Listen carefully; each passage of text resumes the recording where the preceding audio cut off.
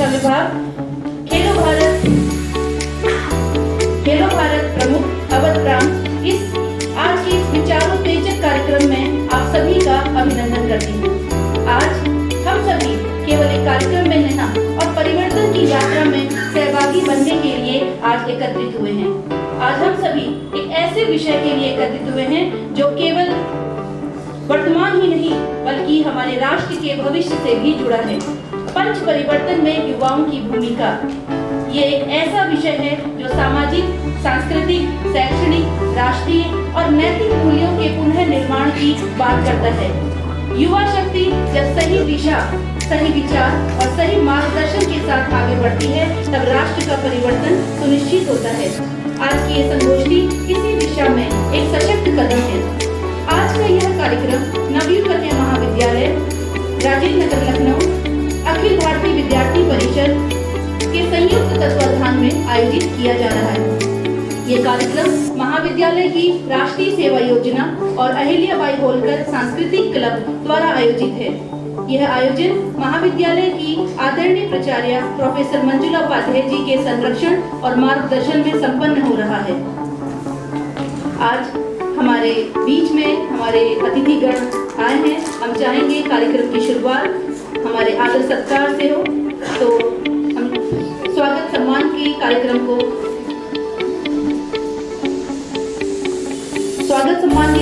पहले शुरू करते हैं। हमारे बीच में मुख्य वक्ता के रूप में आदरणीय कौशल किशोर जी उपस्थित हैं।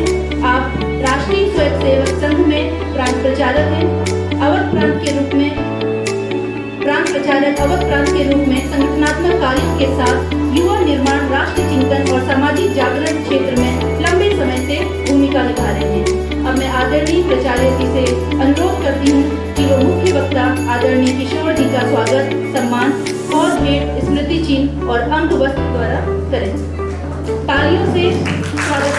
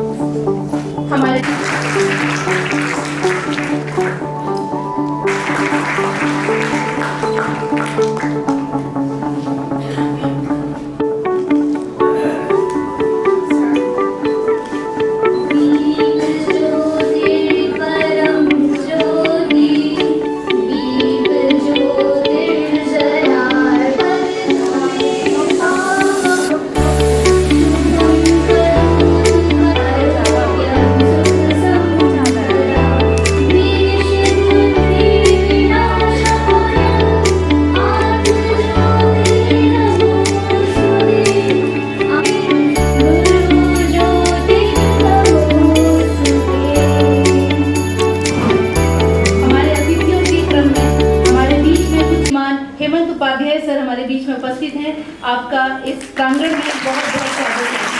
हमारे बीच में श्री ज्ञानेंद्र जी विभाग संगठन मंत्री उपस्थित हैं, आपका भी बहुत बहुत स्वागत है। हमारे बीच में नवीन दुबे जी उपस्थित हैं, उनका भी यहाँ पर बहुत बहुत स्वागत है। अब इस दीप प्रज्वलन और इस मंगलमय क्षण के पश्चात हम इस कार्यक्रम को युवा विचारों की अभिव्यक्ति की ओर अग्रसर करते हैं। आज की संगोष्ठी के विषय पंच परिवर्तन में युवाओं की भूमिका पर आयोजित कुछ समय पहले ही महाविद्यालय में भाषण प्रतियोगिता का आयोजन किया गया था। हमारी नवयू की होनहार छात्रा मुस्कान मिश्रा, जिसने प्रथम स्थान प्राप्त किया था, वो हम सभी के समक्ष अपने कुछ विचार प्रस्तुत करेंगी। करतल ध्वनियों से इनका स्वागत करें। उत्तरम यत् समुद्रस्य हिमालयस्याव दक्षिणम तद्भारत नामम भारतीय यत् संस्कृति। ऐसे ही भारत की महान भूमि पर उठो, जागो और चलते रहो, कह युवाओं में पाया सम्मान और लक्ष्य प्राप्ति तक डटे रहे, तब बने विवेकानंद महान। सर्वप्रथम बुद्धि, ज्ञान और वीरा की अधिष्ठात्री मां शारदा के चरण कमलों में अपना नमस्कार अर्पित करते हुए मैं आप सभी का हार्दिक स्वागत एवं अभिवादन करती हूँ। स्वामी विवेकानंद हमारे भारत के महान विचारक, दार्शनिक एवं राष्ट्र निर्माता थे। वे युवाओं के प्रेरणा स्रोत थे और उन्होंने युवाओं को संबोधित करते हुए कहा था कि हे युवाओं, तुम्हारे अंदर वह अपार शक्ति है, उस पर विश्वास करो और आगे बढ़कर उज्जवल भविष्य का निर्माण करो। उन्होंने युवाओं को राष्ट्र की सबसे महत्वपूर्ण पूंजी कहा था, क्योंकि उनका मानना था कि युवाओं के भीतर ही वह सामर्थ्य और शक्ति है जो देश की दिशा और दशा दोनों को परिवर्तित कर सकती है। आज का विषय पंचतंत्र के परिवर्तन में युवाओं की भूमिका बहुत ही महत्वपूर्ण विषय है और सर्वप्रथम पहलू हमारा पर्यावरण है। पर्यावरण वर्तमान युग में सबसे संवेदनशील मुद्दा है, क्योंकि वर्तमान युग प्रगति एवं प्रकृति के बीच संतुलन का युग है। ऐसे में देश के युवाओं को हमारे पर्यावरण संरक्षण के लिए सदैव तत्पर रहना चाहिए। यदि युवा पर्यावरण संरक्षण के प्रति अपने कर्तव्यों को भली प्रकार से निर्वहन करेगा तो न केवल हमारा स्वास्थ्य बेहतर होगा, बल्कि आने वाले भविष्य एवं पीढ़ी का भविष्य भी सुनिश्चित होगा। जब कोई देश अपनी शक्ति सामर्थ्य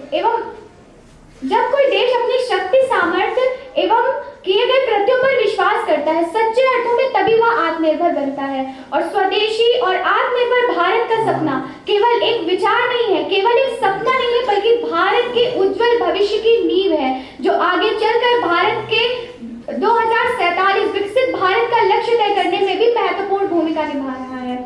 जो हमारे राष्ट्र के युवा है, उनको इस बात को समझना चाहिए कि जब युवा स्वदेशी उत्पादों को अपनाता है एवं उनके उत्पादन में सहभागिता सुनिश्चित करता है, तो न केवल देश की अर्थव्यवस्था मजबूत बनती है, बल्कि देश उन्नति करता है और रोजगार के नए अवसर भी खुलते हैं। यदि युवा वर्तमान समय में अपने अधिकारों की बात करता है, तो सर्वप्रथम उसे अपने कर्तव्यों की ओर अग्रसर होना चाहिए। यदि एक युवा को अपने कर्तव्यों का ज्ञान होगा कि उसके संविधान में क्या क्या कर्तव्य निहित है, उन कर्तव्यों का ज्ञान होगा, तभी वह आगे चल करके अपने अधिकार के लिए आवाज उठा सकता है। और जब युवा जाति, धर्म, वर्ग से ऊपर उठ करके अपने समाज को जोड़े रखने का कार्य करता है, सच्चे अर्थों में तभी सामाजिक समरसता सशक्त होती है। और आप सभी इस बात से अवगत हैं कि जो बालक होता है, एक युवा व्यक्ति जो युवा होता है, तो उसका जो प्रथम पाठशाला होती है उसका परिवार होता है। और वर्तमान समय में यह कहीं ना कहीं जो परिवार प्रबोधन है वो कम हो रहा है। तो ये सबसे महत्वपूर्ण है कि जब बालक परिवार प्रबोधन के माध्यम से आत्मसम्मान, संयम और उत्तरदायित्व ग्रहण करता है, तब हमारा समाज स्वतः ही सुसभ्य और सुसंस्कृत हो जाता है। और जब एक बालक, एक युवा वर्ग अपने परिवार प्रबोधन के माध्यम से अच्छे विचारों को ग्रहण करेगा, तभी वह अच्छी पीढ़ी में अच्छे विचार प्रसारित कर पाएगा। ऐसे में परिवार प्रबोधन का अत्यधिक महत्व बढ़ जाता है। वर्तमान युग तकनीकी का युग है। देश के प्रत्येक क्षेत्र में तकनीकी प्रमुख रूप से आगे बढ़ रही है और डिजिटल शक्ति भी प्रमुख भूमिका का निर्वहन कर रही है। ऐसे में युवा वर्ग का यह कर्तव्य है कि वो इस विकास की इस ऊर्जा का प्रयोग न केवल अपनी सुविधा के लिए करे, बल्कि अपने देश को आगे बढ़ाने के लिए करे, बल्कि नए कौशल का अर्जन करने के लिए करे। प्रतिवर्ष सरकार की तरफ से हमें डिजिटल शक्ति प्रदान की जाती है। ऐसे में हमारा कर्तव्य है कि हम उस डिजिटल शक्ति के माध्यम से नए कौशलों का अर्जन करें एवं अपने देश की उन्नति में अपनी सहभागिता सुनिश्चित करें। स्वामी विवेकानंद जी ने कहा था कि जब व्यक्ति उत्तरदायित्व, आत्मसम्मान और चेतना से जुड़ जाएगा तो विकसित भारत 2047 का लक्ष्य भी पूरा हो जाएगा और भारत को विश्व गुरु बनने से कोई नहीं रोक सकता है। अंततः अपनी वाणी को विराम देने से पहले मैं बस इतना कहना चाहूंगी कि जो आंखों में सपने और आग दिल में रखते हैं, जो आंखों में सपने और आग दिल में रखते हैं, वही युवा भारत देश की तकदीर लिखते हैं, वही युवा भारत देश की तकदीर लिखते हैं। जय हिंद, जय भारत। जगह जाके इनाम प्राइज भी जीत चुकी है, अक्सर पार्टिसिपेट करती है। और अब आज हमारे बीच में एक और हस्ती अभी जुड़ी है जिनका नाम लिए बिना कार्यक्रम पूरा नहीं होगा। हमारे बीच में अखिल भारतीय विद्यार्थी परिषद महानगर उपाध्यक्ष श्री प्रवीण सर हमारे बीच में उपस्थित हैं, जो शकुंतला मिश्रा विश्वविद्यालय में। आपका बहुत बहुत स्वागत है। अब मैं ये संगोष्ठी को उस पड़ाव की ओर को बढ़ा रहे हैं जिसके उद्देश्य से आज ये कार्यक्रम आयोजित किया गया है। हमारे बीच आज विशिष्ट वक्ता के रूप में आदरणीय श्री कुलदीप पति त्रिपाठी जी एक ऐसे व्यक्तित्व की गरिमा में उपस्थित है जिन्होंने कानून, राष्ट्र सेवा और नवाचार तीनों क्षेत्र में अपनी एक विशिष्ट पहचान बनाई है। वर्ष 2017 से उत्तर प्रदेश सरकार के अपर महाधिवक्ता के रूप में आपकी सेवाएं अत्यंत सराहनीय रही हैं। अखिल भारतीय विद्यार्थी परिषद के सक्रिय कार्यकर्ता के रूप में युवाओं से आपका गहरा जुड़ाव रहा है तथा उत्तर प्रदेश रोबोटिक एसोसिएशन के वरिष्ठ उपाध्यक्ष के रूप में आप नवाचार और तकनीकी विकास को निरंतर प्रोत्साहित कर रहे हैं। ऐसे बहुआयामी व्यक्तित्व को मंच पर आमंत्रित हम यहाँ पे करते हैं कि आज के इस विषय पर आपके उद्बोधन से हमारा मार्गदर्शन हो। श्री कुलदीप पति त्रिपाठी जी, बहुत बहुत स्वागत है। धन्यवाद। पंच परिवर्तन में युवाओं की भूमिका विषय पर आयोजित इस संगोष्ठी तथा पुरस्कार वितरण समारोह के मुख्य अतिथि, मुख्य वक्ता, हम लोगों के मार्गदर्शक, अवध प्रांत के प्रांत प्रचारक माननीय कौशल जी, इस कॉलेज की प्राचार्य तथा विद्यार्थी परिषद और अन्य सामाजिक कार्यों में लगातार सक्रिय प्रोफेसर मंजुला उपाध्याय जी, विद्यार्थी परिषद की महानगर मंत्री सरिता पांडे जी, अभी जिनका उद्बोधन हुआ और जिस छात्रा ने प्रथम पुरस्कार प्राप्त किया पंच परिवर्तन में युवाओं की भूमिका, ठीक ढंग से उन्होंने रखा कि पंच परिवर्तन क्या है, ये अच्छा लगा। ऐसी कुमारी मुस्कान मिश्रा जी, यहाँ उपस्थित राष्ट्रीय स्वयंसेवक संघ के विभाग प्रचारक आदरणीय अनिल जी, विद्यार्थी परिषद के प्रांत संगठन मंत्री अंशुल विद्यार्थी जी, हेमंत उपाध्याय जी, संपर्क विभाग RSS के सचिन गुप्ता जी, विभाग संगठन मंत्री विद्यार्थी परिषद पुष्पेंद्र वाजपेयी जी, ज्ञान प्रकाश मिश्रा जी, ज्ञानेंद्र जी, विभाग संगठन मंत्री तथा प्रवीण जी, और यहाँ उपस्थित छात्र छात्राएं, शिक्षक तथा अन्य महानुभाव। युवाओं की भूमिका तो हर क्षेत्र में रहती है। पंच परिवर्तन क्यों लिया, अभी माननीय प्राचार्य जी उस पर विस्तार से करेंगे, लेकिन जब किसी क्षेत्र में कमियां रहती हैं तो उसको RSS ने हमेशा अपने हाथ में लिया और उसमें परिवर्तन का प्रयास किया। शताब्दी वर्ष इस समय हम लोग मना रहे हैं RSS का, और उस अवसर पर 5 प्रकार के परिवर्तन जो समाज को, देश को और हमारी दुनिया को आगे ले जाने के लिए हैं, उनको RSS ने लिया और उसी को पंच परिवर्तन नाम दिया। उस आधार पर आज हम लोगों ने एक संगोष्ठी यहाँ आयोजित की और उस तरह से काम करते हैं।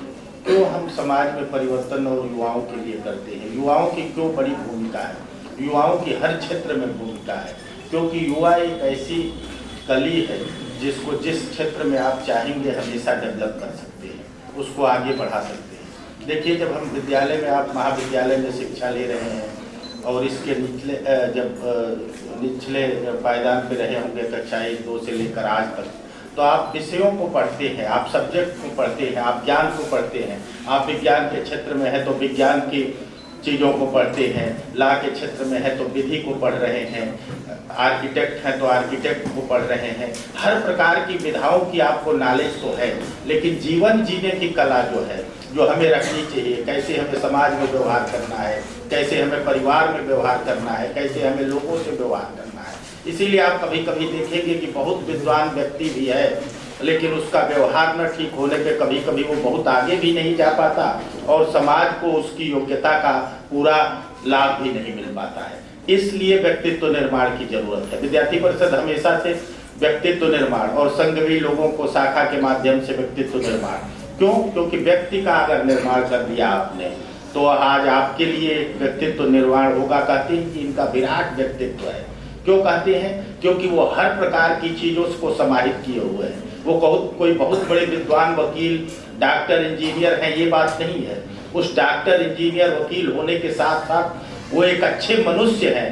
इस वजह से उनका नाम हो जाता है। डॉक्टर तो बहुत अच्छे होंगे और बहुत अच्छा इलाज करते होंगे, मरीजों को लाभ होगा, लेकिन एक व्यक्ति जिसका व्यक्तित्व निर्माण हुआ है वो अगर है तो उसको हम लोग मानते हैं, उसको प्रति सम्मान देते हैं और वही व्यक्तित्व निर्माण का प्रयास हम लोग करते हैं। तो जब आप एक अच्छे व्यक्ति बन जाएंगे और क्या है, जैसे व्यवहार में कैसे है, कैसे किसी को नमस्कार करना है, कैसे गरीब कमजोर, भगवान ने सबको बराबर नहीं बनाया है। कोई आर्थिक रूप से, कोई सामाजिक रूप से, कोई मानसिक रूप से कमजोर है हमसे और कोई मजबूत है। तो हमारा कर्तव्य क्या है कि जो मजबूत है वो कमजोर लोगों का हाथ पकड़ के अपने साथ लेके चलेंगे तो एक अच्छा देश, एक अच्छा समाज का निर्माण होगा। इसी के लिए विद्यार्थी परिषद, इसी के लिए हम लोग काम करते हैं। पंच परिवर्तन के संबंध में माननीय प्रांत प्रचारक जी डिटेल में बताएंगे, लेकिन 5 चीजें हैं: स्वदेशी, नागरिक कर्तव्य, पर्यावरण, कुटुंब प्रबंधक और सामाजिक समरसता। एक एक लाइन में मैं कहूँगा कि अगर स्वदेशी की बात होगी तो हमारा स्वदेशी निर्माण होगा तो सारे देश का पैसा, सारी चीजें हमारी उपभोग होती रहेगी। दुनिया में ऐसी कोई चीज नहीं है जो कभी यहाँ से कहीं बाहर जाती है और न कभी यहाँ नई चीज आती है। किसी भी चीज को, जो ऐसी चीजें हैं जैसे शरीर है, पेड़ पौधे हैं, मिट्टी है, लोहा है, इनका निर्माण हम नहीं कर पाए हैं। ये हमें प्रकृति ने दिया है और पंच परिवर्तन के माध्यम से इनका कैसे संरक्षण करना है। लिवर है, ब्लड है, किडनी है, इनका ट्रांसप्लांट होगा, ये होगा, लेकिन नया हम नहीं बना पाए हैं। ब्लड भी देना है तो ब्लड दान करते हैं। अभी आप अगर 5 ग्राम ब्लड दीजिए तो दुनिया भर की चीजें आ जाएंगी कि इस चीज की कमी है, ये होना चाहिए, लेकिन कभी बना नहीं पाए। तो इन चीजों का संरक्षण इसलिए जरूरी है, पर्यावरण का संरक्षण इसलिए जरूरी है। कुटुंब प्रबोधन, जैसे मैंने कहा कि आपका कैसा बात व्यवहार, परिवार, एक अच्छा नागरिक बन जाता है तो क्या होता है, वह अपने लिए, जब अपने से निवृत्त होगा तो परिवार के लिए, परिवार से होगा तो अपने गांव समाज के लिए, जिले के लिए, उससे आगे जाने पर प्रदेश के लिए, प्रदेश से आगे जाने पर देश के लिए, और देश से भी जब आगे जाएगा तो विवेकानंद जैसे पूरे विश्व में हमारे समाज का नाम करेगा। और इसी के लिए तो हम प्रयास करते हैं। तो इसलिए व्यक्तित्व निर्माण के लिए ये पंच परिवर्तन भी जरूरी है, विद्यार्थी परिषद भी जरूरी है और ऐसे संगठन जो व्यक्तियों का निर्माण करते हैं। क्योंकि हमें जो शिक्षाएं दी जाती हैं उसमें कहीं भी हमारे बिहेवियर को लेके कोई चीज नहीं आती है। मेरा इस पे विचार भी है कि सरकारों को, देश को, समाज को, तमाम संस्थाएं तो काम करती हैं और विद्यार्थी परिषद तो सबसे बड़ी विश्व की संस्था है जो युवाओं पर काम करती है। और युवा ऐसी चीज है कि जिसको जो दिशा देता है, जो समाज को आगे ले जाता है, लेकिन युवाओं में दिशा भ्रम भी रहता है। इसलिए हम उनके निर्माण की बात करते हैं। इसीलिए जो बुजुर्ग लोग हैं, अगर उनके अनुभव का, क्योंकि जब हम युवा रहते हैं तो हमें बुढ़ापे का एहसास नहीं रहता, तो हम समझ नहीं पाते, उनकी बातें नहीं समझ पाती। और जब हम लोग उस स्तर पे पहुंचते हैं तो नए वाले युवा हमारी बात नहीं मानते हैं। तो इसलिए हमें इस बात का मिश्रण अगर हम बना के चलेंगे तो निश्चित रूप से दुनिया में हमारे भारत देश का नाम, हमारे समाज का नाम, और वो अच्छा काम करेगा ही। जिसका व्यक्तित्व निर्माण हो गया उसके लिए फिर आपको उसके पीछे नहीं घूमना है। इसीलिए संघ ने देखिए कितने प्रचारक निकले, कितने लोग निकले, उन लोगों शाखाओं से निकले, बाद में विभिन्न आयामों में काम कर रहे हैं और दुनिया में नामी लोग हैं। मैं भी विद्यार्थी परिषद में रहा हूँ और मैं बिना किसी संकोच के कह सकता हूँ कि मैं एक अधिवक्ता हूँ, काम करता हूँ, सारी चीजें हैं, पद है, प्रतिष्ठा है, जो भी है, लेकिन विद्यार्थी परिषद का मेरे जीवन में बहुत बड़ा योगदान है। आज जो मैं भी हूँ उसमें विद्यार्थी परिषद का बहुत बड़ा योगदान है। अगर न होता तो हो सकता है मैं कहीं और भी किसी दिशा में। तो इसलिए आपको इसके लिए काम करना है। मैं ज़्यादा आज आपका समय नहीं लूँगा, माननीय प्राचार्य जी को हम लोग भी सुनेंगे, लेकिन मेरी आपसे यही निवेदन है और यही आग्रह है कि एक अच्छा नागरिक बनिए, जो शिक्षा में भी आगे हो, व्यवहार में भी आगे हो, विचार में भी आगे हो, गरीब कमजोर को साथ ले चलने में भी आगे हो। क्योंकि जब सबको बराबर नहीं बनाया है तो जिनको आगे बनाया है उनका एक कर्तव्य है कि जो हमसे कमजोर हैं उनको हम अपना हाथ पकड़ के ले चलें, और तभी हमारा देश समाज और तभी हमारा कर्तव्य पूरा होगा। बहुत बहुत धन्यवाद। आज के अवसर पर इतने अच्छा ही नहीं करती, चलो बड़ी जोरदार तालियां करें।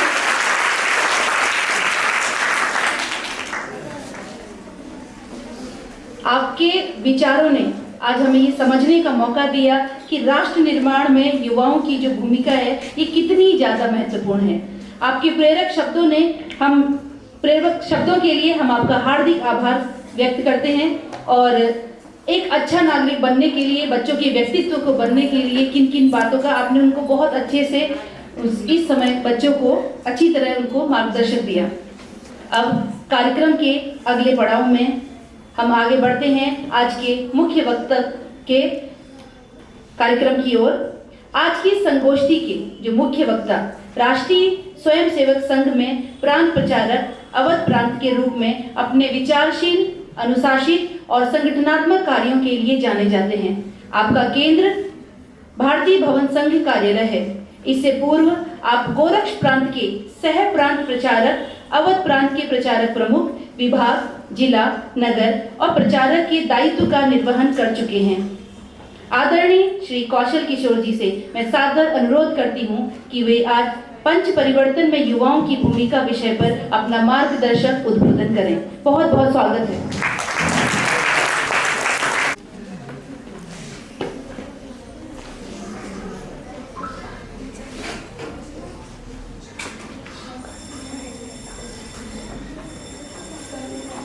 पंच परिवर्तन में युवाओं की भूमिका इस कार्यक्रम में नवीन कन्या डिग्री कॉलेज में मंच पर उपस्थित विद्यार्थी परिषद के अनेक दायित्वों का निर्वहन करने वाले और वर्तमान में जैसा परिचय कराया गया है हाई कोर्ट में डबल एजी अपर महाधिवक्ता श्रीमान कुलदीप त्रिपाठी जी, नवीन कन्या डिग्री कॉलेज की प्राचार्य प्रोफेसर मंजुला उपाध्याय जी, मंच पर उपस्थित सरिता पांडे जी, विद्यार्थी परिषद के अन्य यहाँ पर सामने उपस्थित पदाधिकारीगण, शिक्षिका बहनें, छात्रा बहनें, आज का जो विषय है जिसको राष्ट्रीय स्वयंसेवक संघ ने उसके जो 100 वर्ष पूरे हुए हैं इसके उपलक्ष्य में शताब्दी वर्ष का अपना विषय चुना है। संघ की अपनी वर्किंग के जो विषय इंटरनल हैं वो अलग प्रकार के हैं, उसके 6 कार्य विभाग हैं, लेकिन संगठन ने कहा हम हमारे संगठन के जो 100 वर्ष पूरे होंगे उस पर हमारे जो विषय होंगे वो समाज से रिलेटेड होंगे। वही ये विषय जिनको इस पर हमको चर्चा करनी है उसी को पंच परिवर्तन कहा है। और इन सारे विषयों पे संगठन ने पूरे देश में कार्यक्रमों की जो योजना बनाई है वो भी कोई बड़े स्वरूप में नहीं की है। जैसे तो कोई भी संगठन है उसकी अपने स्थापना वर्ष मनाएगा, शताब्दी वर्ष मनाएगा, तो बड़े स्वरूप में उसके कार्यक्रम होंगे, प्रांत स्तर के होंगे, जिले स्तर के होंगे, ब्लॉक स्तर के होंगे। लेकिन संगठन ने कहा हम हमारे अपने जो कार्यक्रम हैं हम छोटे स्तर पे करेंगे, बस्ती स्तर पे, कॉलोनी स्तर पे, कैंपस स्तर पे इन कार्यक्रमों को करेंगे और जो विषय वंश परिवर्तन के हैं उन पर हम चर्चा करेंगे। संगठन के स्थापना विषय दिवस का समय रहा हो, व्यक्तिगत परिवारों में जाने का विषय रहा हो, प्रमुख जनगोष्ठी के माध्यम से हो, विचार अनेक जो हमारे मतपंथ संप्रदाय के लोग हैं उनके साथ बैठ करके हम चर्चा करेंगे।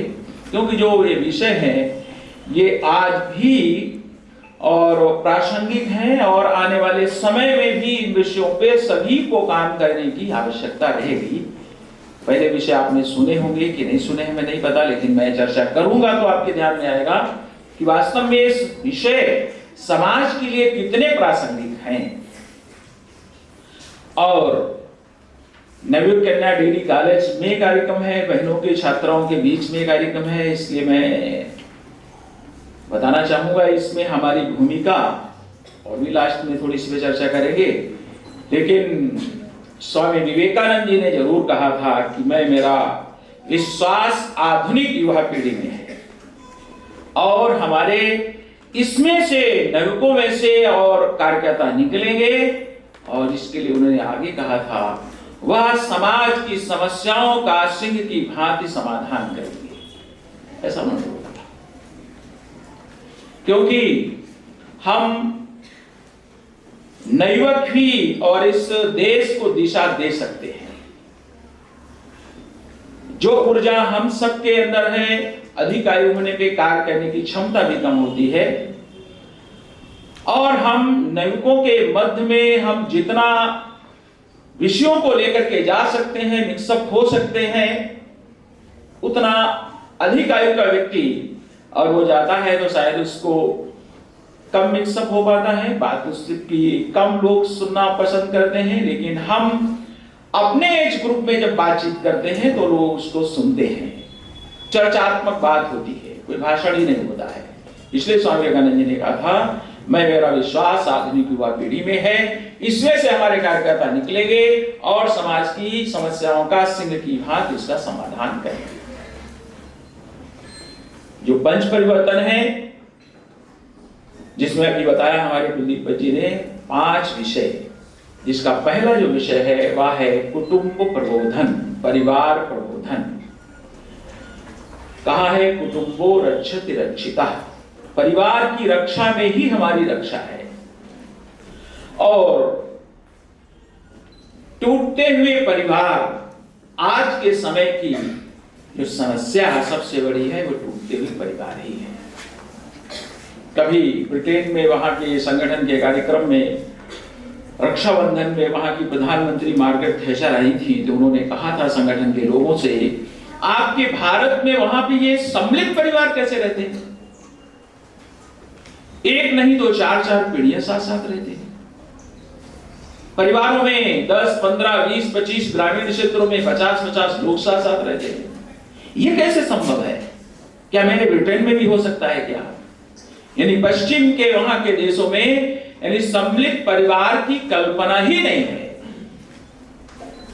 लेकिन आज भी वर्तमान और परिवेश में भी आपको ग्रामीण क्षेत्रों में जाएंगे तो 4-4 पीढ़ियों के परिवार देखने को मिलेंगे, 20, 25, 30 लोगों के परिवार संख्या के देखने को भी आपको मिलेंगे। लेकिन शहरों में आज जो देखने को मिलता है, परिवार टूट रहे हैं, एकल परिवार की दिशा में जा रहे हैं। अभी मैं एक परिवार में गया था कुछ समय पहले, एक जिले का रहने वाला अंसल में उनके घर पे चाय पीने के लिए, तो एक बेटा है, तो मैंने कहा बेटा कहाँ रहता है? तो कहा विकास नगर में रहता है। तो मैंने कहा आपको वो मकान कैसा है, कितने स्क्वायर फीट में है? तो 2500 स्क्वायर फीट में। 2500 स्क्वायर फीट में मकान, बेटा वहां रहता, आप यहाँ अकेले रहते हैं? कि हाँ कुछ वैसी स्थिति है, इसके कारण रहना पड़ रहा है। एक बेटा है, वो कहाँ है और पिताजी कहाँ है? फ्लैट में अलग स्थानों पे मैं देखता हूं बेटे का फ्लैट अलग है और माता पिता का फ्लैट अलग है। आज ये स्थिति निर्माण हो रही, परिवार टूट रहे हैं, एकल परिवार की दिशा में जा रहे हैं। इसके आगे की जो मैं लोगों से कहता हूं, ये तो चिंता करने का विषय है और ये संस्कारों का अभाव है। संस्कार के सेंटर जो है वो 2 हैं, एक स्कूल और दूसरा घर के माता पिता। घर में हमने माता पिता ने समय नहीं दिया बच्चों को, आज सब बिजी है, और स्कूल में भी उस प्रकार की शिक्षा अगर नहीं बच्चों को मिली तो फिर क्या होगा? आज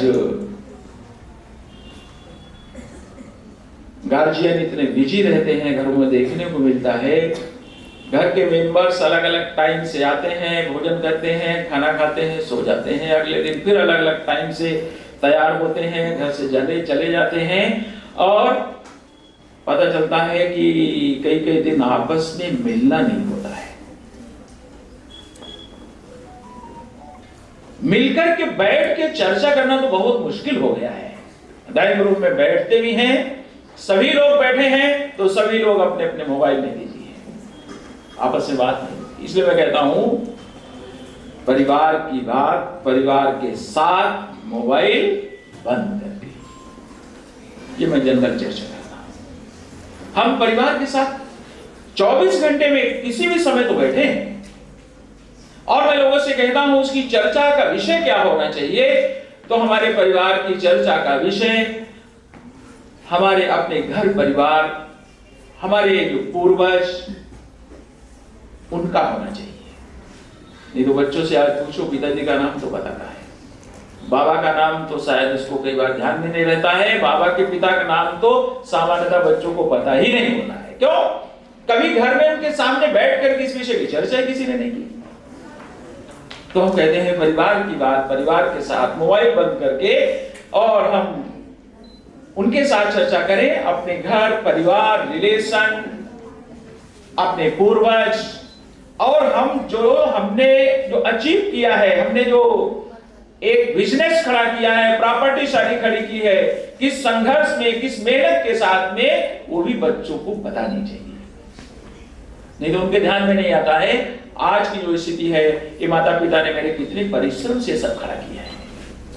इसलिए अपने बच्चों के साथ हमको टाइम देना चाहिए, बैठना चाहिए। ये पहला सेंटर हमारा एक घर है।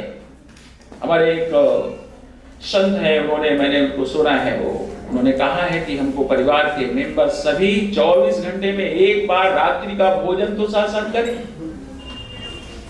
जिसके लिए उन्होंने कहा यह आवश्यक है, सभी मेंबर 24 घंटे में रात्रि का भोजन टाइम फिक्स करो। आप 9 बजे का फिक्स करो, 9 बजे आ सकते हो, 10 बजे का सब लोग मिलकर के तय करो कि हम 10 बजे तक आएंगे, 9 बजे तक आएंगे, 11 बजे तक आएंगे। और जो टाइम फिक्स करो उस टाइम तक सभी लोग घर में वापस आओ, बैठ करके एक साथ और भोजन करो। फिर उन संत जी का कहना है अगर मान लिया एक घर का मेंबर सदस्य नहीं आ पाया तो क्या करना है। तो उन्होंने कहा उसका वेट करो। कितना वेट करना है? आपने 10 बजे का टाइम फिक्स किया है, 11 बजे तक नहीं आया तो वेट करो, 12 बजे तक नहीं आया तो वेट करो, 1 बजे तक नहीं आया तो वेट करो। जब तक वो नहीं आ जाता घर के सारे मेंबर हम भोजन नहीं करेंगे। अगले दिन से बेटा कहेगा समय से चलो, सारे लोग इंतजार कर रहे होंगे, भूखे बैठे होंगे। दूसरा उषन जी कहते हैं फिर जो घर के जो सारे मेंबर हैं वो उनकी जो घर में आने की जो कंडीशन कई बार होती है, कहीं गलत सोसाइटी ज्वाइन करके आते हैं तो वो सही सोसाइटी ज्वाइन करके आएंगे, सही कंडीशन में आएंगे। क्यों? सबके साथ बैठ के भोजन करना है ना, इसलिए सही स्थिति में चलते। तो ऐसा मुझे तो घर में हम अभिभावकों को बच्चों को टाइम देना चाहिए और संस्कार घर से ही मिलते हैं। रात में मैं सिंधी यूथ क्लब उसका शपथ ग्रहण समारोह था, एक होटल में कृष्णानगर में मैं गया था, पास में घर में बैठा था। उनका छोटा सा बच्चा, हमें लगता है शायद उसकी भी 1.5 साल 2 साल 1.5 साल की एज होगी, और आता है वो उठने के बाद चलते चलते आता है और 3 बार पैर छूता है, चलते समय फिर पैर छूता है। मैंने कहा देखिए इनके गार्जियन अभी से बच्चों में ये संस्कार दे रहे हैं। नहीं तो घरों में जाओ और कई घरों में मैं देखता हूँ उनके माता पिता कहते चलो तो आए हुए हैं जरा उनको प्रणाम करो, वो अपना रास्ता दूसरा बदल देता है।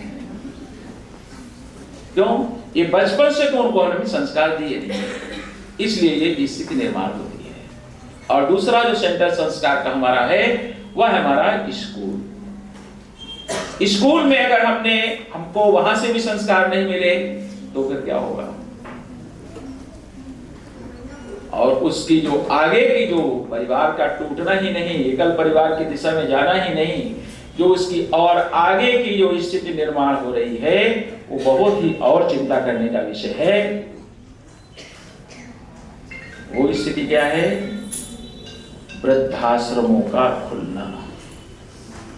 मैंने बचपन में कभी तो अपने जिले में या कहीं वृद्धाश्रम नहीं देखे थे, लेकिन आज आपको कोई भी जिला ऐसा नहीं मिलेगा जहां आपको वृद्धाश्रम न मिल जाए। एक नहीं, अनेक लोग वृद्धाश्रम खोल रहे हैं। ये पश्चिम के तो देशों में था, लेकिन भारत में वृद्धाश्रम नहीं थे। ये स्थिति निर्माण हो रही है। आप कल्पना कर सकते हो कैसे और बच्चे अपने माता पिता को ओल्ड एज होम में डालते हैं। क्या इन परिवार के संस्कारों को लेकर के हम, और ये केवल ये कार्यक्रम नहीं, अन्य कार्यक्रमों में भी क्या इस संस्कारों को लेकर के कोई मंचन कर सकते हैं क्या? 2 दिन पहले मैं मैलानी में था, वहां पे एक कार्यक्रम था, उसमें बच्चों ने परिवार के संस्कारों को लेकर के मंचन किया। ओल्ड एज होम में और महिला जाती है, अपने बेटे को फोन करती है, ओल्ड एज होम चलाने वाले जो वो व्यक्ति है तो बड़ी प्रसन्नता से मेरा बेटा वो सर्विस में है, फोन मिलाती है तो कहता बिजी हूँ, फिर मिलाती है, फिर कहती है वो बिजी हूँ, ऐसे वो लगातार बिजी हूँ और वो उठाती नहीं। और यहाँ तक उसकी डेथ हो जाती है तो भी बेटा और उससे बात नहीं हो पाती। ऐसे लोगों की फिर लाइन, और वो दूसरी आती है कोई बहन, वो भी उसी प्रकार से बताती है मेरे घर में ऐसे बच्चे हैं, ऐसे हैं, लेकिन मुझको यहाँ थोड़े समय रहना है, लेकिन फिर उसकी वही स्थिति होती है, उसकी भी डेथ हो जाती है, घर में से कोई आता नहीं है। ऐसे और विषयों को लेकर के क्या हम एक अच्छे पब्लिक प्लेटफॉर्म पे क्या इसका हम मंचन कर सकते हैं क्या? इससे संस्कार दे सकते हैं क्या? इसके बारे में सोचना चाहिए। वृद्धाश्रमों का जो मेरा कहना है, इसको जो खोलने वाले हैं, चलाने वाले लोग हैं, इनको बंद करने की जरूरत नहीं है। वो तो श्रद्धा भक्ति भाव से चलाते हैं, खोलते हैं, लेकिन ये कंडीशन ऐसी भी क्यों निर्माण हो रही है वृद्धाश्रम खोलने की? इसलिए परिवार के संस्कार, इस पर हम सबको और काम करने की आवश्यकता है। और भी परिवार के अनेक जो बातें हैं संस्कारों को लेकर के, हमारे घर परिवार में कहीं कोई कार्यक्रम होता है, क्या उसमें हम या मंगल वेश पहन सकते हैं क्या? नहीं तो हमारे घर में कोई शुभ कार्य है तो उसमें भी हमारे जैसे अपने कपड़े होते हैं वैसे ही होते हैं क्या? उस दिन अपना, और मैं नयुकों से कहता हूं क्या उसमें अपना कम से कम कुर्ता पैजामा पहनो। उस दिन के लिए एक ड्रेस बना के रख लो, धोती कुर्ता रेडीमेड का भी अच्छा आता है, सिला हुआ आता है, उस दिन तो पहन लो कम से कम। जन्मदिन मनाना है तो जिस प्रकार से मनाते हैं, मैं तो मना नहीं करता हूं, लेकिन सुबह उठ करके भगवान के स्थान पे जाके प्रणाम तो कर लो, उनको प्रसाद तो चढ़ा दो, फिर जैसे मनाना होगा।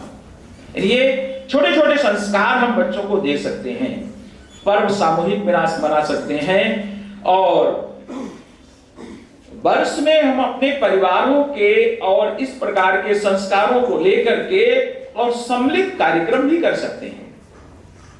हमारी बस्ती के, हमारी कॉलोनी के, हमारे अपने मिलने वाले लोगों के ऐसे सम्मिलित 150 लोगों को मिलकर के परिवारों को, संस्कारों को लेकर के कोई वहीं पर छोटे से स्थान पे और एक कार्यक्रम कर सकते हैं, भोजन कर सकते हैं।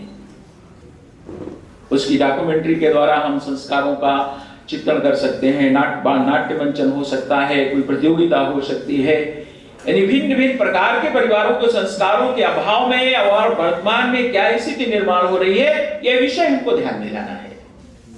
तो ऐसी अपनी कॉलोनी स्तर पे, बस्ती स्तर पे, अपने अपार्टमेंट में, वहां के लोगों के साथ में वर्ष में 1 बार 2 बार 3-4 घंटे का कार्यक्रम भोजन जलपान के साथ और एक ऐसा कार्यक्रम ये आयोजित करना चाहिए। और व्यक्तिगत रूप से क्या क्या कर सकते हैं तो उस पर भी प्रयास करना चाहिए। ऐसा एक बड़ा ही आवश्यक यह विषय परिवारों के संस्कार का है। घरों में हमारा जो घर है, मैं लोगों से कहता हूं हमारा घर दिखता है तो कैसा? नाम क्या लिखते हैं? फला, होम, बिल्ला, और वो हाउस, सदन, भवन, कुटी, निवास, ये तो नहीं हो सकता है। हमारे,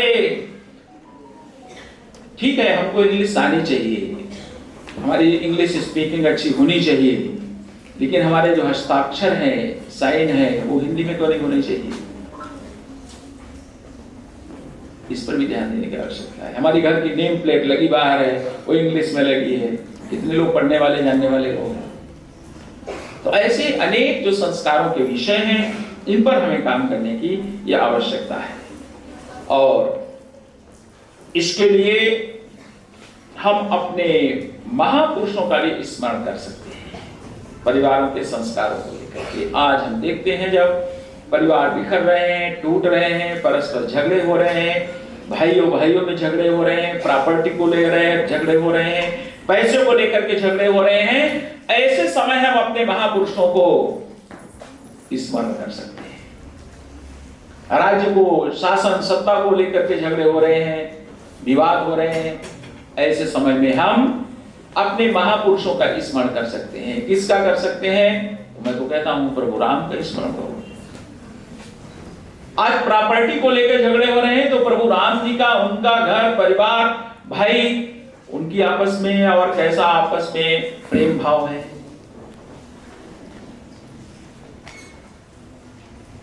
पिताजी की इच्छा नहीं, सौतेली मां की इच्छा है, उनके आधार पे, और प्रभु राम जी का अगले दिन राज्याभिषेक होना है, लेकिन वो अगले दिन सुबह अंधेरे में ही और वो अयोध्या छोड़ करके और जंगल को चले जाते हैं।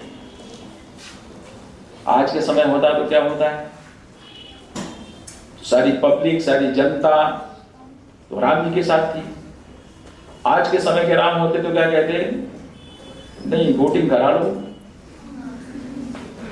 मत विभाजन कराइए, पब्लिक तो मेरे साथ में है, मैं क्यों जंगल में जाऊंगा। लेकिन प्रभु राम ने तो चर्चा भी नहीं की। पता चला क्योंकि हमारी सौतेली मां, उनकी इच्छा है, उन्होंने पिताजी से 2 वरदान मांगे थे, और सुबह अंधेरे में उठ करके, यानी नगर के लोग जान जाएंगे तो और वो सब परेशान हो जाएंगे और जंगल में चले जाते हैं। आप परिवार में आज प्रॉपर्टी को लेकर झगड़े होते हैं और प्रभु राम राज्याभिषेक अगले दिन छोड़ के बन चले जाते हैं। फिर दूसरे भाई आते हैं जब ननिहाल से, भरत, वो क्या करते हैं? भरत जी को लगा मेरा भाई और वन में चला गया मेरी माँ के कारण, बहुत परेशान होता है, और कहा नहीं, मैं भाई को ला करके रहूंगा। चित्रकूट में जाता है तो कहते हैं प्रभु राम जी तो तैयार नहीं हुए आने के लिए, क्यों? रहना था जंगल में। तो उसने कहा अगर आप नहीं जाएंगे तो आपके हमें खड़ाऊ चाहिए। खड़ाऊ लेकर के सर पे रख करके भरत लेकर आके, और अयोध्या के राज सिंहासन पे 14 वर्ष न राम बैठते हैं न भरत बैठते हैं, उनके खड़ाऊ को रख दिए जाते हैं, और अलग बैठ करके शत्रुघ्न राज का संचालन करते हैं। जिनको राज मिला वो कहां चले गए? वो भी नंदी ग्राम में जो भरत कुंड है वहां जाकर के, जैसे राम बलकल वस्त्रों में 14 वर्ष में रहते हैं, वैसे ही भरत और वहां जाकर के 14 वर्ष बलकल वस्त्रों में, अयोध्या से दूर, परिवार से दूर, पत्नी से दूर, वहीं 14 वर्ष रहते हैं। मैं मेरा भाई जंगल में रहेगा, मैं राज सिंहासन में बैठूंगा। भाइयों में प्रेम देखिए, स्नेह देखिए, परस्पर एक दूसरे के प्रति समर्पण देखिए। इसलिए मैं लोगों को कहता हूं, परिवार, प्रॉपर्टी, ये सारे जो झगड़े हैं, हम अपने महापुरुषों को अगर याद करेंगे तो सारे झगड़े खत्म हो जाएंगे। पैसों को लेके, प्रॉपर्टी को लेकर के, प्रतिष्ठा को लेकर के। और कहते हैं शत्रुघ्न को राज देखने के लिए कहा, और सभी लोग देखिए, त्याग में भी सभी, राम जी जाते हैं साथ में, लक्ष्मण भी जाते हैं, अकेले भाई कैसे जाएगा? नहीं तो कहता 14 वर्ष तो मैं नहीं जाऊंगा, आपको जाना होगा जाओ। सीता ने कहा तुम अकेले नहीं, मैं तुम्हारे साथ चलूंगा, मैं पत्नी हूं आपकी, वो भी साथ जाती है। और यहाँ भरत नंदीग्राम में रहते हैं, और भरत की पत्नी वो भरत से अलग रहती है, लक्ष्मण की पत्नी उर्मिला वो उनसे अलग रहती है। और कहते हैं शत्रुघ्न जिनको राज्य के लिए कहा गया तो वो कहां रहते हैं? तो वो भी कहते हैं 14 वर्ष उनके बारे में लोगों को नहीं पता, वो भी, और पत्नी से महल से अलग कहते हैं। और आज सिंहासन जो महल है उसकी सीढ़ियों पे 14 वर्ष होते हैं। मैं मेरे भाई जंगल में विचरण कर रहे हैं, मैं और महल में रहूंगा। ऐसे अगर महापुरुषों को हम अगर याद करेंगे, स्मरण करेंगे, तो क्या झगड़े होंगे? क्या नहीं तो लोग अपने पिताजी को भी और प्रॉपर्टी पैसों को लेकर के उनको भी मार देते हैं, उनसे भी छीन लेते हैं। अनेक आपने देखे होंगे, राजनीतिक क्षेत्र में देखे होंगे, इतिहास में भी देखा होगा। लेकिन हमारे ऐसे महापुरुष ऐसे हुए हैं जिनका हम स्मरण कर सकते हैं। तो ऐसा ये विषय कुटुंब प्रबोधन, परिवार का प्रबोधन का जो विषय है, इस पर हमें सबको काम करने की आवश्यकता है। दूसरा विषय जो पंचवर्धन का है वह है सामाजिक समरसता। समाज में अस्पृश्यता है, छुआछूत है, विभेद है, ऊंच नीच का भेदभाव है, ये सब दूर होना चाहिए। क्योंकि हमारी सनातन संस्कृति में भी कहा गया है, वहां भी विभेद नहीं है, उसका तो चिंतन ही वैश्विक है। हमारी सनातन संस्कृति कहा है, सनातन संस्कृति में कहा है कण कण में भगवान है, तो फिर विभेद क्यों? हमारे संस्कृत में कहा सिया राम में सब ज्ञान जग जग ज्ञानी, तो फिर विभेद कौन? हमारी संस्कृति में है सर्वे भवन्तु सुखिनः सर्वे सन्तु निरामया सर्वे भद्राणि पश्यन्तु मा कश्चित् दुःख भाग्। हमारी संस्कृति में कहा है वसुधैव कुटुम्बकम्। हमारी संस्कृति में कहा है कणवन्तो विश्वमार्यम्, पूरे विश्व को हम अच्छा करेंगे। हमारी सनातन संस्कृति में कहा है एकम सत विप्रा बहुधा वदन्ति। ऐसी श्रेष्ठ हमारी सनातन संस्कृति, उसमें कहीं विभेद नहीं है। हमारी सनातन संस्कृति में कहा है हम सब कोई शुभ काम करते हैं, हवन पूजन पाठ, उसके बाद में और उद्घोष लगाते हैं। क्या लगाते हैं? धर्म की जय। अधर्म का धर्म यानी क्या है? तो धर्म के लिए कहा है उसके 10 लक्षण है। जति क्षमा दमो स्तेय शौच इंद्रिय निग्रह धीर विद्या सत्यम क्रोधो दशमम धर्म लक्षण। लेकिन तुलसीदास जी ने बहुत सरल भाषा में कहा है धर्म यानी क्या? तो धर्म यानी जो धारण करने वाली चीजें, उसको हमने धर्म कहा है। और पूरे विश्व में धर्म एक ही है, जिसको आप मानव धर्म कहें या जो भी कहें। उपासना पद्धति, पंथ, मत ये अलग अलग हो सकते हैं, धर्म एक ही है, मानव धर्म। तो लास्ट का जो उद्घोष में कहता हूं पूजा पाठ करने के बाद में वो क्या लगाते हैं? और तुलसीदास जी ने यहाँ धर्म की परिभाषा क्या की? तो उन्होंने वारिस में कहा है धर्म न दूषर सत्य समाना आगम निगम पुराण पठाना। जो पुराणों में शास्त्रों में लिखा है वो धर्म क्या है?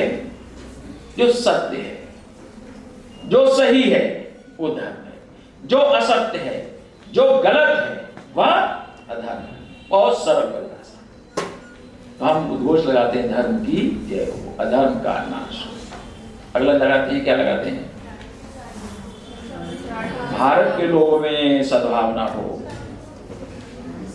हमारे जिले के लोगों में सद्भावना हो, मेरे प्रदेश के लोगों में सद्भावना हो, हिंदुस्तान के लोगों में सद्भावना, ऐसे नहीं लगाते हैं हम। हमारी संस्कृति का चिंतन मैं लोगों से कहता हूं कितना कैसा है, वैश्विक चिंतन है, उसका चिंतन स्व तक सीमित नहीं है।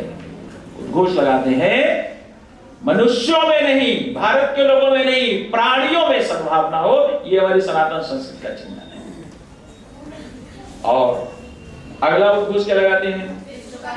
मैं लोगों से कहता हूं पैसे तो आपने खर्च किए, पूजा पाठ, पंडित जी को बुलाया, हवन पूजन, तो ये उद्घोष क्यों नहीं लगाते हो? हे ईश्वर मेरा कल्याण हो, मेरे घर वालों का कल्याण हो, परिवार का कल्याण हो, रिलेशन के लोगों का कल्याण हो, ये तो उद्घोष नहीं लगाते हो हमारी सनातन संस्कृति में। और उद्घोष, अंतिम उद्घोष क्या लगाते हैं? विश्व का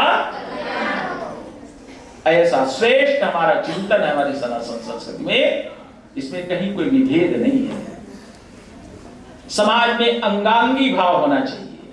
शरीर में कहीं पैर में अगर चोट लगती है तो वो हाथ ऐसा नहीं कहता है वो कांटा लगा है हमको नहीं निकालना है। ऐसे समाज के प्रति हमारा एक अंगांगी ये भाव होना चाहिए। और स्वामी विवेकानंद जी को हम जब पढ़ते हैं तो उनके अनेक ऐसे प्रसंग जीवन के हैं। आप कभी स्वामी विवेकानंद जी के घर जाइए, कलकत्ता जाइए, आप लोगों में से कौन कौन गए हैं? कुछ गए हैं। तो आप जाओगे तो ड्राइंग रूम है, इनके पिताजी अच्छे वकील थे। उस ड्राइंग रूम में उनसे मिलने के लिए अनेक लोग आते थे तो उनके आतिथ्य में उस समय और वो हुक्के रहते थे पीने के लिए, तो हुक्के रखे थे। उनके घर को भी उसी मॉडल में संरक्षित करके रखा गया है, और जैसे वो हुक्के रखे रहते थे राउंड में, और हुक्के वैसे भी अभी आप जाओगे देखने को मिलेंगे। तो किसके हुक्के थे? वो अलग अलग कास्ट के आधार पे लोगों के, और बैठने का पीने का वो हुक्के रहते थे, अलग अलग जाति के लोग पीते थे। तो स्वामी विवेकानंद जिनका बचपन का नाम है, अच्छा तो उनको 5 नाम थे, वीरेश्वर, बाद में घर में बिल्ले कहने लगे, फिर उनको नरेंद्र एडमिशन कराया गया जब स्कूल में, फिर आगे चल के उनका भी विदेशानंद नाम हो गया, और फिर आगे चल करके महाराजा अजीत सिंह ने शिकागो विश्व धर्म सम्मेलन में 1893 में जब वो गए हैं तो उनके महाराज जी ने उनका नाम किया विवेकानंद। तो आप उनके घर में जाओगे तो उस घर में वो हुक्के रखे हैं, उसी मॉडल में मकान को संरक्षित किया गया है। तो वो बिल्ले छोटा सा वो देखता था, वो पिताजी से मिलने वाले डेली लोग आ रहे हैं, वो अलग अलग स्थानों बैठ करके अपना अपना हुक्का पीते हैं, अलग अलग जातियों के लोग हैं। एक दिन सभी लोग चले गए तो वो अंदर घुसा, ड्राइंग रूम में गया बिल्ले, और जाकर के उसने एक हुक्के को पकड़ के हुक्के को गुड़गुड़ाया, फिर दूसरे हुक्के पे गया उसको गुड़गुड़ाया, तीसरे हुक्के को पकड़ा उसको गुड़गुड़ाया। पिताजी ये विवेकानंद जी कहते हैं। और उन्होंने कहा था,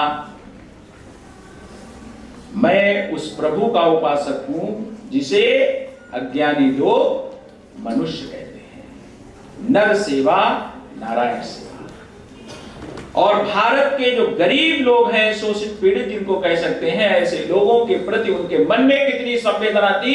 शिकागो विश्व धर्म सम्मेलन में भी जाते हैं जहां उनको रोकना, परिवार में रोका जाता है, रात में वहां भी देर रात में सिसकते हैं, रोते हैं। घर के लोग उठ करके उनसे पूछे, क्यों रो रहे हो? मेरे आतिथ्य में कोई कमी रही? नहीं। मेरे व्यवहार से कोई कष्ट हुआ? नहीं। फिर क्यों रो रहे हो? तो स्वामी विवेकानंद जी ने कहा, यहाँ का ये जो वैभवपूर्ण जीवन देख करके हमको अपने भारत के सुदूरांचल वनवासी क्षेत्रों में रहने वाले गरीब उन लोगों की याद आ रही है जिनके रहने के लिए छत नहीं है, जिनके लिए 2 समय का भोजन नहीं है। ऐसे स्वामी विवेकानंद। और इस सामाजिक समरसता, इस विषय को लेकर के उन्होंने काफी कटाक्ष किया है, काफी बोला है, बहुत बोला है। कितना कड़ाई से बोला है हम उनके शब्दों को नहीं कह सकते, बहुत कड़ा बोला है। केरला में बोला है उन्होंने। तो ऐसे सभी महापुरुषों ने इसका खंडन किया है। महापुरुषों में हम जाएंगे तो प्रभु राम का भी जीवन देखेंगे तो वो भी देखिए। उनके जो मित्र कौन है? निषाद राज है, उनके मित्र हैं। वो ऐसा नहीं कि वो जंगल में जाते समय रास्ते में उनके मिले। निषाद राज का जो कहते हैं उनका ननिहाल अयोध्या में बचपन के उसके उनके मित्र थे। वापस जब अयोध्या आते हैं तो 7 दिन निषाद के घर में रुकते हैं, राम गले लगाते हैं, उनके मित्र हैं निषाद राज। कोल भील बन के रहने वाले लोगों के साथ में रहते हैं चित्रकूट में। संत महात्मा ऋषि बड़े बड़े उनका इंतजार करते हैं, राम इधर से आएंगे, लेकिन वह सबरी के द्वार जाकर के वहां पर उनकी पीछे जोर बेर खाते हैं।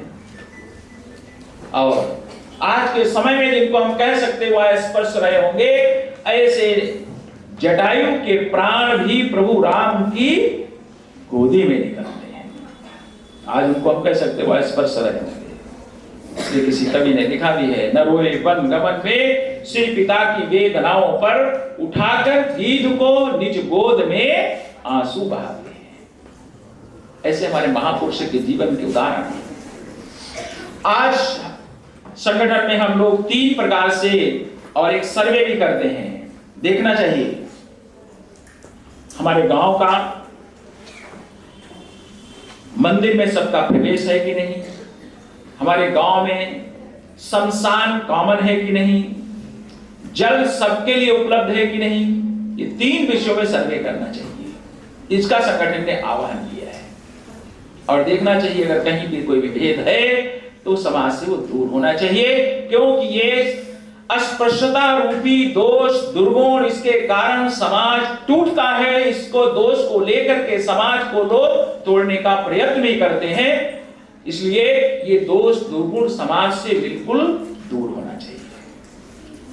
ये सामाजिक समरसता, इस विषय को भी संगठन ने अपने और शताब्दी वर्ष के इस विषय में लिया है। इसको पंच परिवर्तन में एक विषय कहा गया है। और शंकराचार्य जी का भी जीवन का उदाहरण है। काशी में निकल रहे हैं, एक सफाई कर्मी उससे टच हो छू जाते हैं तो वो कहते हैं शंकराचार्य जी मैं तो आज अपवित्र हो गया हूं, तूने मुझको छू लिया है।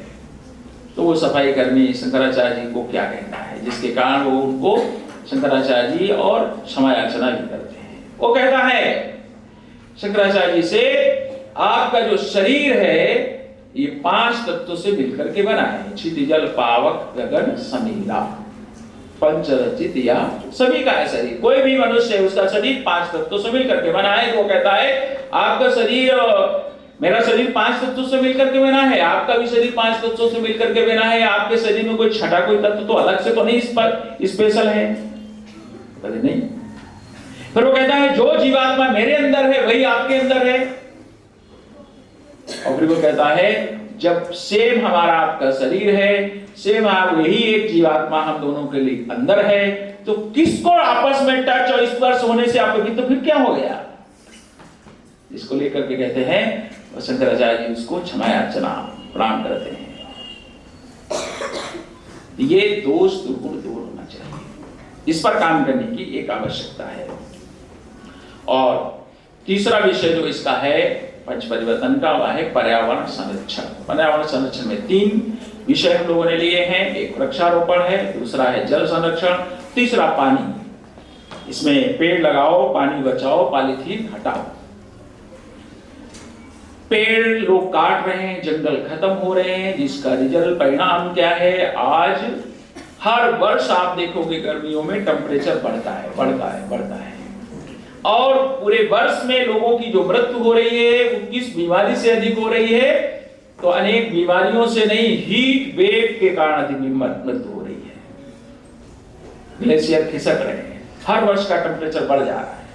क्यों? जंगल समाप्त हो रहे हैं। इस पर काम करने की आवश्यकता है। हम अपने व्यक्तिगत जीवन में हमारा जन्मदिन है, घर में कोई शुभ काम है तो हम एक पेड़ लगा सकते हैं। और आपका लगाया हुआ पेड़ कितने वर्षों, सैकड़ों वर्षों तक वो और समाज को छाया देगा, वह ऑक्सीजन देगा। इसलिए इस वृक्षारोपण को अपने जीवन के और उसके साथ जोड़ना चाहिए। एक हमारे यहाँ अभियान हम लोगों ने लिया है शंकरी, उसमें एक साथ 3 पेड़ लगाते हैं, हरी शंकरी।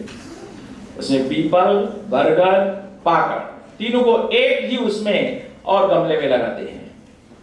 आगे चल करके वो अलग अलग टाइम उसके फल निकलते हैं, जिसके कारण उस पेड़ से चिड़ियों को हर समय खाने को कुछ मिलता है। उसको हरी शंकरी, हमारे शास्त्रों में उसका वर्णन है। एक साथ एक जैसा वृक्षारोपण, इस पे काम करने की आवश्यकता है। जल का जो विषय है तो आज हम देख रहे हैं वाटर लेवल डाउन हो रहा है। अभी 3 दिन पहले मैं नेपाल बॉर्डर पे था, वहाँ पे हमारा एक संगठन का कॉलेज, तो उसमें मैंने बोरिंग समरसेबल लगाया। तो मैंने कहा कितने फीट का आपने बोर किया है? तो कहा 300 फीट किया है। यानी कभी वो वाटर लेवल नल लगाते थे, समरसेबल लगाते थे 40, 50, 60, 70 फीट पे, और उसको लगाया जाता था। वाटर लेवल गांव का 5, 7, 10 फीट होता था। आज वहीं का जो वाटर लेवल है वो डाउन होकर के 60, 70, 100 फीट में जा रहा है। अब शहरों में, लखनऊ वगैरह में देखेंगे, यहाँ भी जो भी बोरिंग होती है, समरसेबल लगाते हैं, तो वो 250 से नीचे कहीं नहीं लगती है। क्यों? वाटर लेवल डाउन हो रहा है। जल का संरक्षण, तालाबों को हमने खत्म कर दिया। शहरों में जितना पानी बरसता है, एक एक बूंद शहर से बाहर हो जाती है, बह जाती है। गवर्नमेंट ने नियम कानून बनाया है, आप अपने मकान कॉलोनी डेवलप करते हो, उसमें जो नक्शा है तो उसमें रेन वाटर हार्वेस्टिंग का प्लान उसमें शो करो, लेकिन लोग प्लान तो शो करते हैं लेकिन फॉलो नहीं करते हैं। तो हमें इस पर भी काम करने की आवश्यकता है। जल संरक्षण 2003 में मेरा एक कार्यकर्ता मेरे कार्यालय पर ब्लैक बोर्ड पे उस समय वो लिखता था, अगला विश्व युद्ध जल को लेकर के होगा। आज की स्थितियां दिख रही हैं। तो इस जल संरक्षण पे ये काम करने की आवश्यकता है। इस पे हम व्यक्तिगत रूप से ध्यान दे सकते हैं, मैसेज दे सकते हैं अपने जीवन से भी। हमारे संगठन के एक अधिकारी, उनको पानी पीने के लिए अगर कोई लाता था, एक गिलास में अगर उनको आधा गिलास पानी पीना होता था तो वो उसका बर्तन मंगा करके आधा गिलास पानी बर्तन में वापस दे देते थे। नहीं, हमको तो आधा गिलास पीना है, नहीं तो आधा पिएंगे, आधा में क्या हो जाएगा। ऐसे अपने व्यक्तिगत जीवन से भी मैसेज दे सकते हैं और बाकी सामूहिक रूप से उस पर प्रयत्न किया जा सकता है। ऐसा ही जल संरक्षण, इस पे काम करने की एक आवश्यकता है। और आप लोगों को मैं बताना चाहूंगा, लखीमपुर का हमारा संगठन का एक गांव है जहां पर संगठन का अच्छा काम है। उस गांव के लोगों ने एक वाटर हार्वेस्टिंग का मॉडल उस गांव को बनाया है। उस गांव में जाओगे, सारी सड़कें हैं जो इंटरलॉकिंग है और वो सब स्टेट हैं, नाली नहीं है। हर घर में 3-3 टैंक उन्होंने बनाए हैं, एक बूंद भी पानी उनका बेकार नहीं जाता है और सब वही रिचार्ज करते हैं। उनका कहना है, हम हमारे गांव के सराउंडिंग में मई जून में जब वाटर लेवल डाउन होता है तो मैं मेरे गांव का वाटर लेवल गांव के सराउंडिंग के अन्य गांव से अच्छा रहता है। हर घर में 3-3 टैंक बनाए हैं। तो हम अपने स्तर से जल संरक्षण पे काम कर सकते हैं। और जो तीसरा विषय पर्यावरण संरक्षण का है, पॉलीथीन, जो जमीन को नष्ट करती है, हजारों वर्ष जैसी है वैसे ही पड़ी रहने वाली है, इसलिए इस पर भी हमें ध्यान देने की, अवेयरनेस की समाज में आवश्यकता है। हम जो डिस्पोजल यूज करते हैं, प्लास्टिक का ग्लास है, थर्माकोल की पत्तल है, इसके विकल्प भी है। पत्ते की अच्छी प्रेस खानेदार अच्छी पत्तल आती है, गन्ने की खुई की आती है, कागज की आती है, गिलास आता है कागज का, उसका विकल्प है। लेकिन उसके बाद में भी आप देखो कि कोई फंक्शन, कोई कार्यक्रम, घर परिवार, भंडारे, उसमें और वो प्लास्टिक के गिलास पत्तल का ढेर लग जाता है। तो लोगों से हम चर्चा कर सकते हैं, इस पर व्यक्तिगत रूप से मिलकर के इस पर प्रयत्न कर सकते हैं। तो निश्चित रूप से और समाज में जागरण होगा, तो निश्चित रूप से इस दिशा में और हमको सफलता मिलेगी। जो अपना जो कुंभ हुआ है पिछला, उसके बारे में बताना चाहूंगा। इसमें लगभग 63 करोड़ लोगों ने स्नान किया था। उसमें संगठन ने मिलकर के पूरे भारत से, और वहां पर तो सारा डिस्पोजल यूज करने वाले सारे लोग थे, प्लास्टिक का गिलास, पत्तल।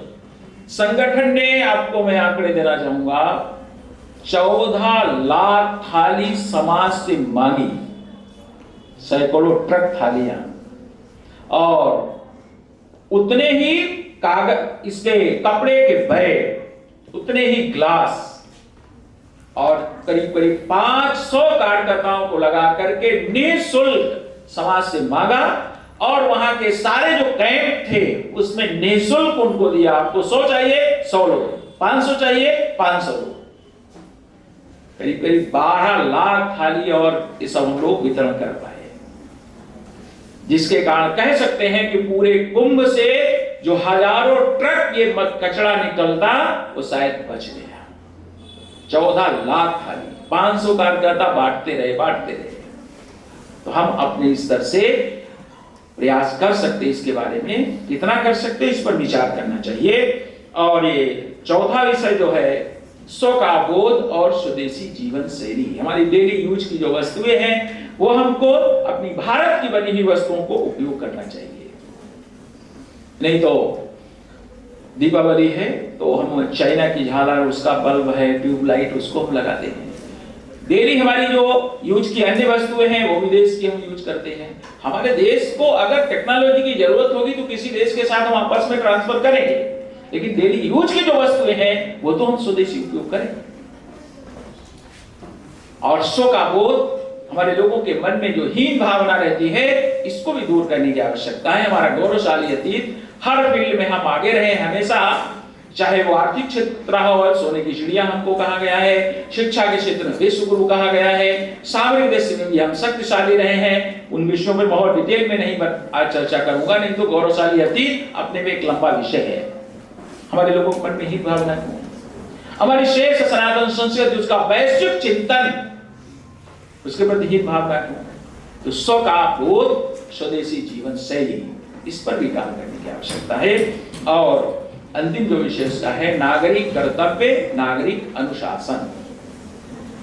हम लोगों को देखते हैं अपने अधिकार, मेरे अधिकार क्या है, इसको लेकर के चर्चा करते हैं, लेकिन हमारा अपनी ड्यूटी समाज के प्रति है, हमारा कर्तव्य कर्म भी बनता है समाज के प्रति, इस पर भी हमको ध्यान देने की आवश्यकता है। और जो अनुशासन है समाज का, इस पर भी काम करने की आवश्यकता है। आप देखते हैं अपने देश के प्रधानमंत्री जाके, एक बार देखा आपने होगा, जा रहे हैं कहीं, कोई रैपर, कोई कागज पड़ा है, उठा करके जेब में रख लिया, बाद में डस्टबिन में डाल दिया। आज गवर्नमेंट की बिल्डिंगों देखो, जीने पे चढ़ोगे तो साइड कॉर्नर पे और पान खा करके थूक थूक करके इतना गंदा उसको कर देंगे, कुछ भी हमारे हाथ में, और वो हमने सामान निकाला, उस कागज को कुछ को और वहीं पर कहीं भी डाल देंगे। ये नागरिक अनुशासन का विषय है। नियम कानून है, इसको हमको फॉलो करना चाहिए। नियम है बाइक से चलना है तो 2 लोग चलो, हम 3 लोग चलते हैं। नियम है कि हेलमेट लगा के चलो, बिना हेलमेट चलते हैं। नियम है ड्राइविंग लाइसेंस लेके चलो, बिना ड्राइविंग लाइसेंस चलेंगे। नियम है रेलवे फाटक बंद है तो इंतजार करो, हम बाइक को, स्कूटर को टेढ़ा करके निकाल करके और क्रॉस कर जाएंगे। नियम है प्लेटफार्म पे जाना है, प्लेटफार्म टिकट लेकर के जाओ, वैसे ही चले जाएंगे। ऐसे ये अनेक नागरिक अनुशासन के जो विषय हैं, इस पर भी काम करने की आवश्यकता है। ऐसे मैंने ये 5 विषय, पंच परिवर्तन के आपके सामने मैंने चर्चा की, और इस पर हमें जो प्रयास करना है, नंबर 1 व्यक्तिगत रूप से, नंबर 2 अपने घर परिवार में, वहां पर इन चीजों को हम कैसे लागू कर सकते हैं, और नंबर 3 जहां रहते हमारी जो सोसाइटी है, समाज, उसको लेकर के इन विषयों में कैसे काम कर सकते हैं, और नंबर 5 हमारे जहां रहते हैं वहां पे छोटी छोटी संस्थाएं लोग बना करके काम करते हैं, उन संस्थाओं को भी जोड़ करके इन विषयों पर हम काम कर सकते हैं। और समाज के जो अच्छे लोग हैं, जिनको हमने कहा सज्जन शक्ति, ऐसे लोगों को भी मिलाकर के, जोड़ करके भी इन पर 5 विषयों पर हम प्रयत्न कर सकते हैं। और कैंपस स्तर पर हम इस पे प्रयास कर सकते हैं। समाज में अलग अलग प्रोफेशन के आधार पर जो श्रेणियां हैं, उनके बीच में जाकर के हम प्रयास कर सकते हैं। और इसके लिए कार्यक्रमों का आयोजन कर सकते हैं, जैसे आज का कार्यक्रम किया है, कोई गोष्ठी है, कोई परिचर्चा है, उसको कर सकते हैं। और इस पे हम अपने स्तर से प्रचार प्रसार, तो सोशल मीडिया है, उस पर अनेक प्रकार से इन विषयों को हम, उसके कंटेंट लोगों को फॉरवर्ड कर सकते हैं, वीडियो क्लिप बना सकते हैं, मैसेज दे सकते हैं, उसकी बहुत रीच हो जाती है। तो इस प्रकार से भी हमारा प्रयास हो सकता है। तो ऐसे मैंने, और एक संक्षेप में ही मैं कहूँगा, डिटेल में मैं नहीं गया हूँ, पंच परिवर्तन ये जो विषय है, इस पर मैंने आपके सामने अपना विषय रखा है। मैं अपेक्षा करूंगा कि इन 5 विषयों में मेरी यहाँ की जो प्राचार्य हैं, प्रोफेसर मंजुला उपाध्याय जी, कभी आप लोगों से चर्चा करें इसमें मैंने और मेरे द्वारा क्या प्रयत्न हुआ है व्यक्तिगत जीवन में मैंने क्या किया है, मेरे परिवार में मैंने अपना क्या प्रयत्न किया है, शुरू किया है, कॉलोनी स्तर पे हमने, सोसाइटी स्तर पे क्या प्रारंभ किया है, शुरू किया है। तो इसकी कभी चर्चात्मक आपके साथ में प्राचार्य जी चर्चा करें, ऐसी मैं आपसे अपेक्षा करता हूं। यहाँ की जो हमारी अन्य जो बहनें हैं प्राध्यापक, उनसे भी मैं और निवेदन करूंगा, एक आग्रह करूंगा कि कभी वो भी अपने क्लास में बच्चों से इन 5 विषय जो बड़े ही समसामयिक हैं, इनकी चर्चा छात्रों के साथ में करें। इतना ही विषय और रखता हुआ मैं अपनी वाणी को विराम दूंगा। आदरणीय किशोर जी, आपके ओजस्वी, सारगर्भित और प्रेरणादायी विचारों ने हम सभी को राष्ट्र के प्रति हमारे कर्तव्यों का गहन बोध कराया। आपका ज्ञान असीमित है, आप ज्ञान के भंडार हैं। आपका उद्बोधन युवाओं के लिए एक दिशा सूचक प्रकाश स्तंभ के समान है। आपने जो आज विचारों की ज्योति प्रज्वलित की है, वो प्रत्येक युवा के मन में राष्ट्र निर्माण की नई चेतना और दृढ़ संकल्प का संचार करेगी। आपके विचारों को सुनकर हमारा संपूर्ण नवयुग परिवार अत्यंत प्रेरित और गौरवान्वित है। एक बार पुनः आपको हृदय से बहुत बहुत धन्यवाद। अब कार्यक्रम के अगले पड़ाव में मैं अपने महाविद्यालय की मार्गदर्शिका ऊर्जावान प्राचार्य प्रोफेसर मंजुला उपाध्याय जी से आज के अध्यक्षीय उद्बोधन हेतु अनुरोध करती हूँ कि आपका उद्बोधन कार्यक्रम को पूर्णता प्रदान करें। बहुत बहुत स्वागत है और तालियों से स्वागत। सभी को नमस्कार और सम्मानित मंच को प्रणाम। माँ सरस्वती और स्वामी विवेकानंद जी जो हम सभी युवाओं के प्रेरणा स्रोत हैं, उनको नमन करती हूँ। और आज के हमारे मुख्य अतिथि, मुख्य वक्ता, जिनको अभी आपने विस्तार से सुना पंच परिवर्तन के विषय पर, और एक अभिभावक के नाते उन्होंने अपनी सभी विषयों को रखा और अंत में आपको प्रश्न देकर जा रहे हैं कि आप उसको अपने जीवन में अपनाएं और उस पर चर्चा करें।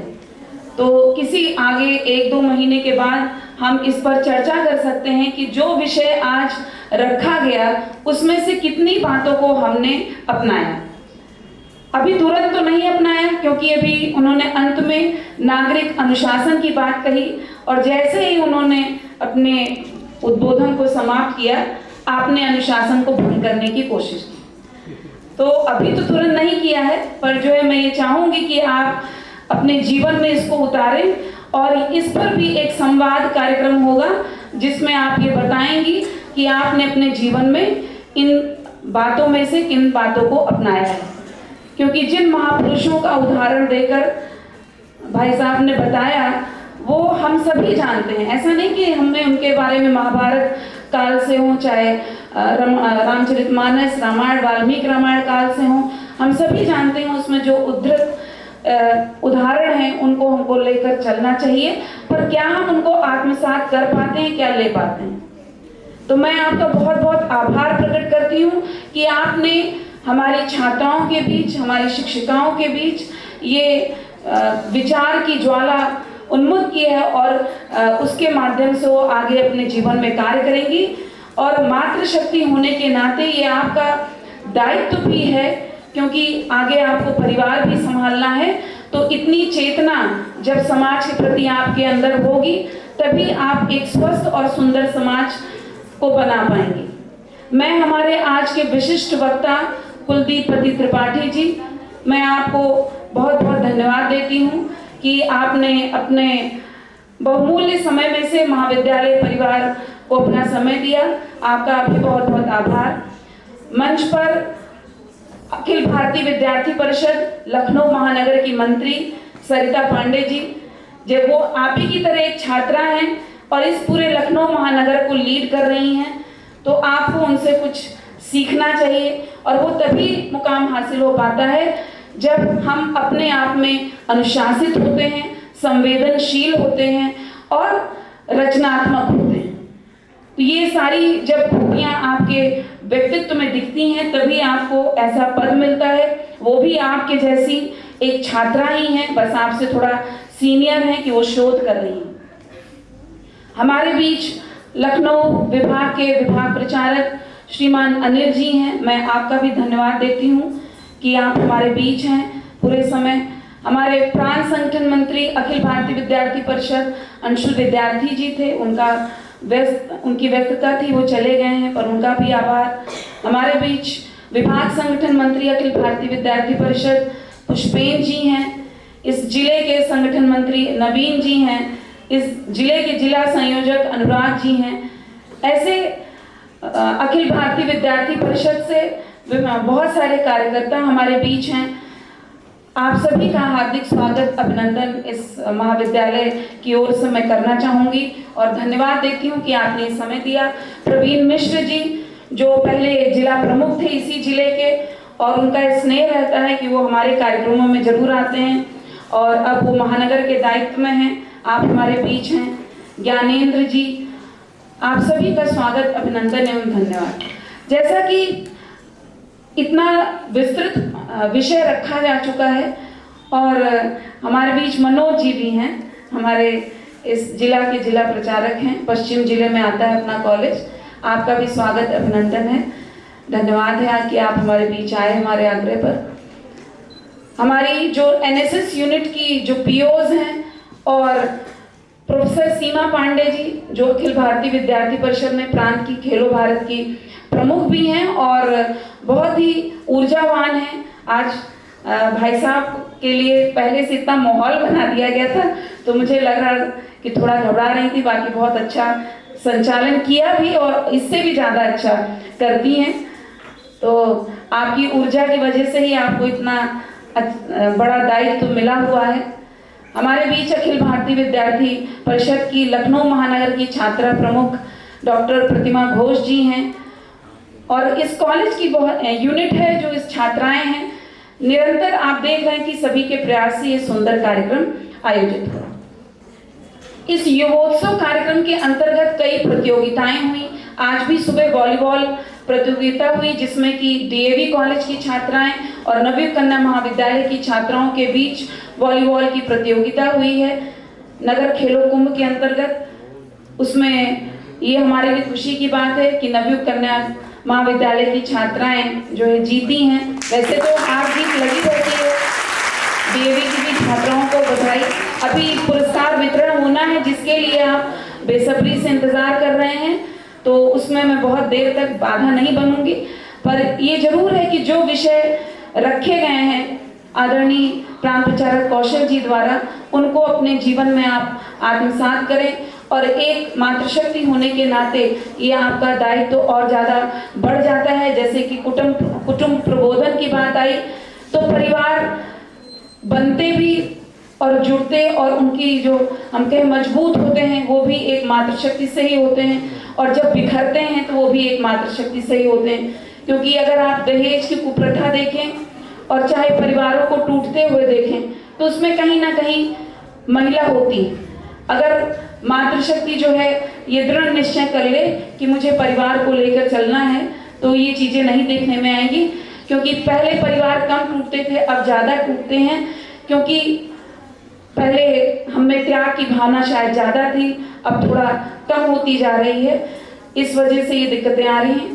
जैसे नागरिक कर्तव्य की बात आई तो हम अपने अधिकारों के प्रति तो बहुत सजग रहते हैं पर अपने कर्तव्यों को भूल जाते हैं।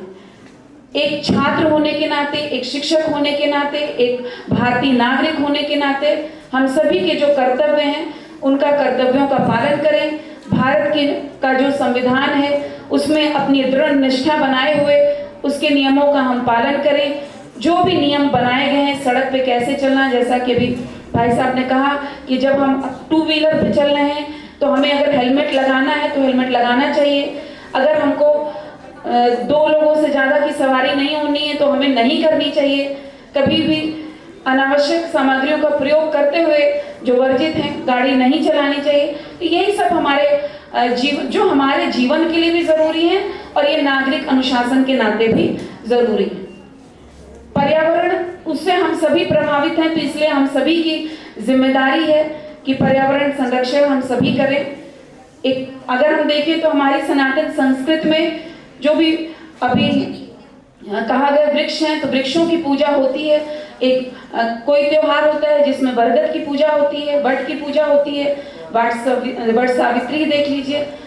कोई पूजा होती है जिसमें पीपल की पूजा होती है। पीपल हमें सबसे ज़्यादा ऑक्सीजन देता है। आप तो पढ़ी लिखी छात्राएं, आपको पता है कि जो है ऑक्सीजन हम इनटेक करते हैं यानी लेते हैं और कार्बन डाइऑक्साइड छोड़ते हैं। वही पेड़ कार्बन डाइऑक्साइड सोखते हैं और उससे जो है अपना भोजन बनाते हैं जिसको हम भोजन के रूप में भी ग्रहण करते हैं। जो वेजिटेरियन है उनके लिए तो और पेड़ों की आवश्यकता है, पौधों की आवश्यकता है।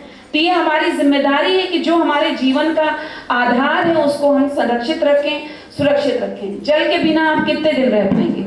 और वो भी अभी कहीं जैसे घटना हुई कि दूषित जल की वजह से बहुत लोग बीमार पड़े, बहुतों की जान गई।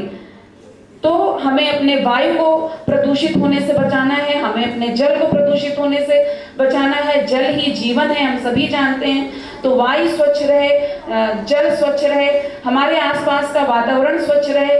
जैसा कि आपको भी कहा गया कि हम जहाँ रहते हैं अपने परिवेश को स्वच्छ रखना, जैसे हम अपने घर को स्वच्छ रखते हैं वैसे ही हमारी जिम्मेदारी है कि हम अपने महाविद्यालय जहाँ या जो वर्किंग प्लेस हो वो उसको स्वच्छ रखें, हम अपने समाज को स्वच्छ रखें। हर जगह आप झाड़ू नहीं लगा सकते, पर जो जिम्मेदार लोग हैं उनको आप उनकी जवाबदेही तय करने के लिए उनको इंगित कर सकते हैं, उनको पत्र लिख सकते हैं। जो कार्य विद्यार्थी परिषद जो अपने जब लोग अपने कार्यों से च्युत हो जाते हैं यानी विमुख होते हैं तो विद्यार्थी परिषद आंदोलन के माध्यम से लोगों को याद दिलाता है कि उनके कर्तव्य क्या हैं।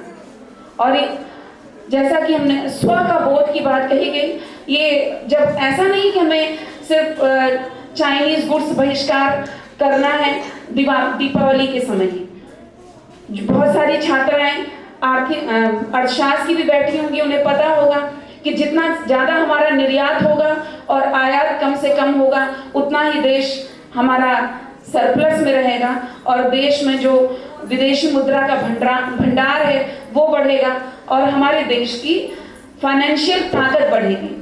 तो इसलिए ज़रूरी है कि हम अपनी वस्तुओं, स्वदेशी वस्तुओं का प्रयोग करें। पर स्व का मतलब सिर्फ स्वदेशी वस्तुओं का प्रयोग ही नहीं है। स्व का मतलब हमारी खुद की जो भी चीज़ है उसमें हमें गर्व महसूस होना चाहिए, इंफीरियरिटी कॉम्प्लेक्स नहीं होना चाहिए। भले सुपीरियरिटी कॉम्प्लेक्स ना हो, कॉम्प्लेक्स हर चीज का खराब है, चाहे सुपीरियरिटी का हो चाहे इंफीरियरिटी का, पर स्वाभिमान होना जरूरी है, अभिमान नहीं। तो इस वजह से हमको हमारी जो भी हमारी प्राचीन कला रही है, हमारा साहित्य रहा है, उसमें कुछ ना कुछ तो इतना गौरवशाली रहा कि जो भी हमारे आक्रमणकारी रहे उन्होंने सबसे पहले उसी को कुठाराघात करने की कोशिश की। चाहे वो हमारी पाटलिपुत्र की जो है लाइब्रेरी जलाने की बात हो, जो कि महीनों जलती रही, जो ज्ञान का भंडार थी ज्ञान का भंडार, तभी तो उसको टारगेट किया गया, उसको जलाया गया। इसी तरीके से हमारे मंदिर जो आर्किटेक्चर के मिसाल हैं उनको सबसे पहले तोड़ा गया, जिससे कि हमारे जो स्वाभिमान है उस पर चोट की जा सके। तो इसलिए स्व का भाव जरूरी है। हमने बहुत मुश्किल से ये स्वतंत्रता पाई है और इस स्वतंत्रता को संरक्षित रखना हम सभी का दायित्व है और खास तौर पे आप युवाओं का।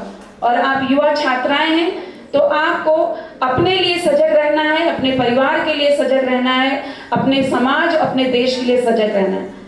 जो भी आप ज्ञान ग्रहण करें उसको समाज में देने की कोशिश करें। वही 24 घंटे सबके पास होते हैं, उसको किस तरीके से प्रॉपर टाइम मैनेजमेंट करके आपको चलना है कि आप खुद के लिए भी समय निकाल सकें, परिवार के लिए भी समय निकाल सकें और समाज के लिए भी समय निकाल सकें। क्योंकि अगर देश नहीं रहेगा, अगर राष्ट्र हमारा अखंडित भारत का जो स्वप्न देखा गया है वो अखंड नहीं रहेगा तो हमारा भी कोई अस्तित्व नहीं रहेगा। जो भारत जब गुलाम था, परतंत्र था, तब कैसी स्थितियों में लोग रहते थे, कितने लोगों ने बलिदान दिया है। अभी साहबजादे जो थे जिन्होंने अपने प्राण दिए, कितने छोटे छोटे बच्चे थे वो, और उन्होंने अपने देश के लिए ही जान दी। उनका बलिदान दिवस भी हमने मनाया है। तो अपने पंथ, संप्रदाय और इन सारी चीज़ों से ऊपर धर्म जो कहते हैं हम, जो रिलीजन कही जाती है, इन सब से ऊपर उठकर हमको बस ये सोचना है कि ये भारत देश हमारा है और इसको हम किस प्रकार से अखंड भारत जो हमारे सपना देखा है पूर्वजों ने, उसको हम बनाए रखें। और कैंपसेस में आज हम लखनऊ में भी, ये दुर्भाग्य है कि लखनऊ विश्वविद्यालय में भी सवर्ण और कहा SC ST OBC को लेकर ऐसे नारे उठाए जा रहे हैं और वहां पर विखंडन की बात हो रही। आपको बहुत लोग हैं जो कि बांटने की कोशिश करेंगे, पर आपको एकजुट रहना है, किसी के बहकावे में नहीं आना है। क्योंकि जो युवा हैं उनके अंदर वैसे तो बहुत जिम्मेदार हैं, पर थोड़ा जल्दी बातों में आ भी जाते हैं दूसरों के। तो इसलिए आपको हमेशा सजग रहना है कि कभी भी हमारी जो संस्कृति रही है उसने कभी भेद नहीं किया है। बीच में कुछ कालखंड ऐसा आया कि जिसमें ऐसे विभेदकारी कुछ रीतियां, कुरीतियां कहेंगे, वो रीत नहीं थी, कुरीति थी, वो आई, तो उनको दूर करना भी हमारा ही कर्तव्य है। तो इंसान, और जैसे कि आपके परिवार में कोई आता है तो पहले हुआ करता था, बीच में ऐसा बताया मैंने कि कालखंड आया कि कोई किसी जात संप्रदाय से आया तो उनका पानी का गिलास अलग हुआ, भोजन की थाली अलग हुई, पर एक मातृशक्ति होने के नाते ये हमें देखना, ये हमारा कर्तव्य होना चाहिए कि उस सामाजिक समरसता को हम अपने घर से ही संरक्षित करें, कि वहां पर हमारी थाली अलग नहीं होगी, हमारा गिलास अलग नहीं होगा, जिसमें हम भोजन करेंगे उसी में हमारा आगंतुक जो भी, चाहे वो किसी धर्म जाति संप्रदाय का हो, उसमें भोजन करेंगे। वैसे तो हम अपने घर के भी टॉयलेट साफ करते हैं तो सर धो के नहाते हैं, उसके बाद ही जो है भोजन ग्रहण करते हैं, अपने किचन में जाते हैं, तो उस समय अस्पृश्यता एक अलग बात है, पर किसी की जाति के आधार पर अस्पृश्यता वो मान्य नहीं है, क्योंकि हम स्वामी विवेकानंद जी की जयंती मना रहे हैं। स्वामी विवेकानंद जी ने कहा था कि हम सभी में ईश्वर का वास है, जितने भी महापुरुष हैं सबने यही कहा है कि हम सभी में ईश्वर का वास है। अभी भाई साहब ने भी कहा कि जो है, अगर रामचंद्र जी ने देखिए तो आप जब वो वनवास को गए, वो वनवास गए ही इसीलिए थे कि उन्होंने जब अयोध्या जी से लंका की यात्रा तय की तो उसमें वो हर प्रकार के लोगों से मिले, सभी जाति से, सभी समुदाय से, जिसको हम आदिवासी कहते हैं उनसे भी, और उन्हीं के, अगर हम देख ले तो वानर सेना आज के उसमें मान ले तो अगर मान लीजिए आदिवासी ही थे, तो उनके भी सहयोग से, जटायु भी आप देखिए उनके भी सहयोग से लिया उन्होंने।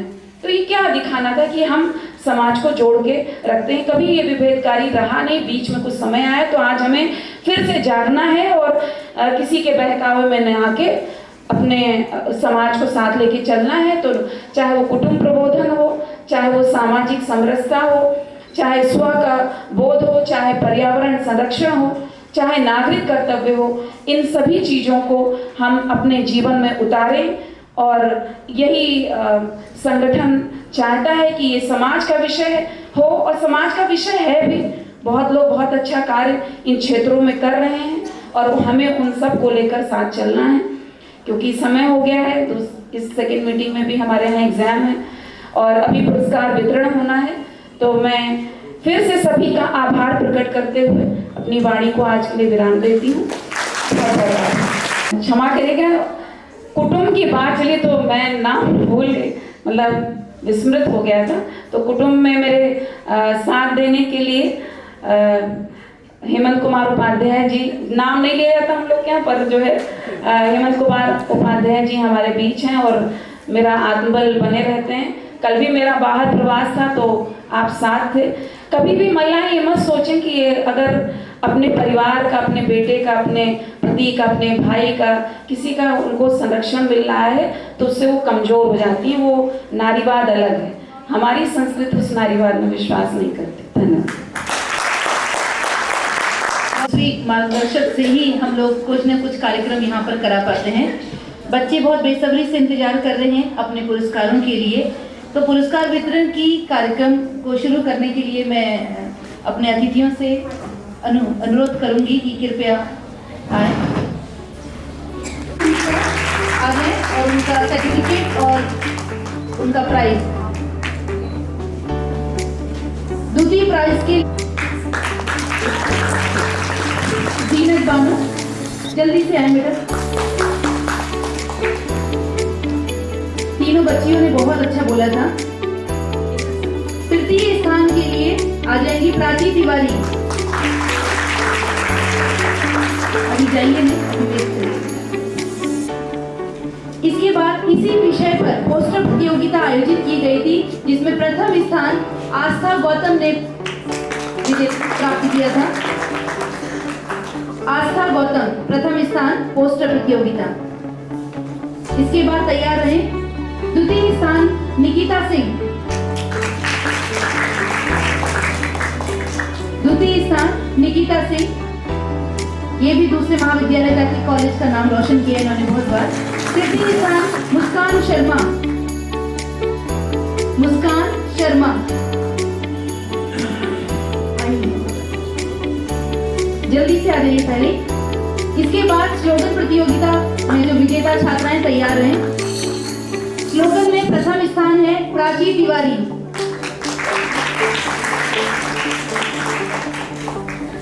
प्राची तिवारी ने बहुत ही अच्छा स्लोगन ये स्वरचित काव्य करती है। द्वितीय स्थान है जीनत बानो। जीनत बानो ने दोबारा प्राइज जीता है। तृतीय स्थान है आस्था गौतम।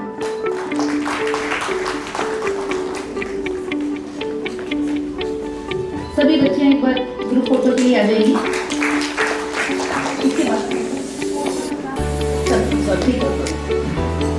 इसके बाद हम आज की जो नगर खेल कुंभ के राधा, उर्वशी, जल्दी से आ जाइए। ये उर्वशी, राधा, तालियां बजती रही। दूसरे महाविद्यालय से हमारे मेहमान बनकर ये जो छात्राएं आई हैं, इनका स्वागत करें। उर्वशी, कृतिका, मानसी पाल, प्रियंका, मानसी,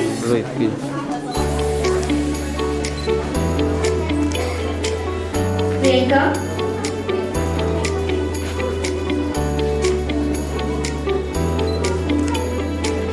बच्चों मुझे लगता है तालियां बजाने के लिए पसीना बहाकर आज इस मुकाम पर पहुंची है कि आज वो ये मेडल प्राप्त कर पा रही है। साक्षी, शालिनी, लक्ष्मी,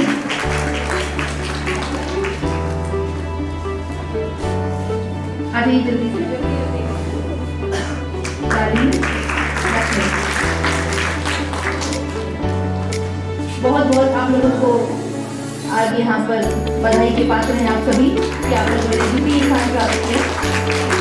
इसके बाद तैयार रहे आज की वॉलीबॉल की विजेता टीम नवयुक्त कन्या महाविद्यालय।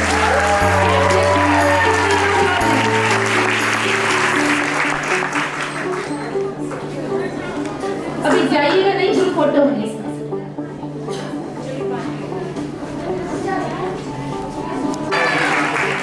ज्योति राजपूत, बच्चों अपने खिलाड़ियों के नाम पे तालियां नहीं बजेंगे। ज्योति राजपूत जो हमारी स्पोर्ट्स कैप्टन भी है महाविद्यालय की।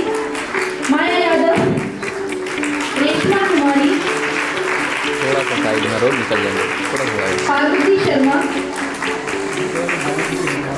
माया यादव ऑलराउंडर बच्चे हैं। रेशमा कुमारी,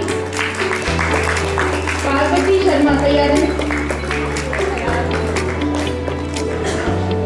पार्वती, प्रज्ञा शुक्ला, जल्दी से। शगुन रस्तोगी, अर्पिता शर्मा, सृष्टि नायक, रजनी, गुंजन, अर्पिता शर्मा प्राइज दे रही है।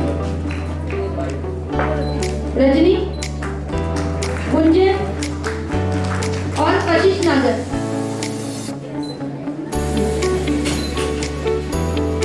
गुंजन और कशिश नागर। ये गुंजन जिसने आज रंगोली बनाई है वही छात्र है, आज इसकी रंगोली भी इसी के द्वारा बनाई गई है।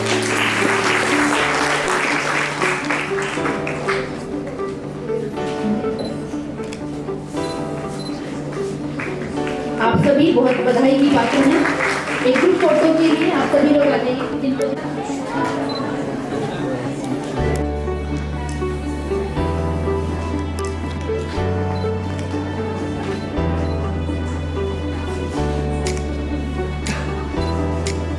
हमारे बीच में दो नाम, सर्वप्रथम ज्ञान की देवी मां सरस्वती और युवाओं के प्रेरणा स्रोत स्वामी विवेकानंद जी के चरणों को नमन करती हूँ।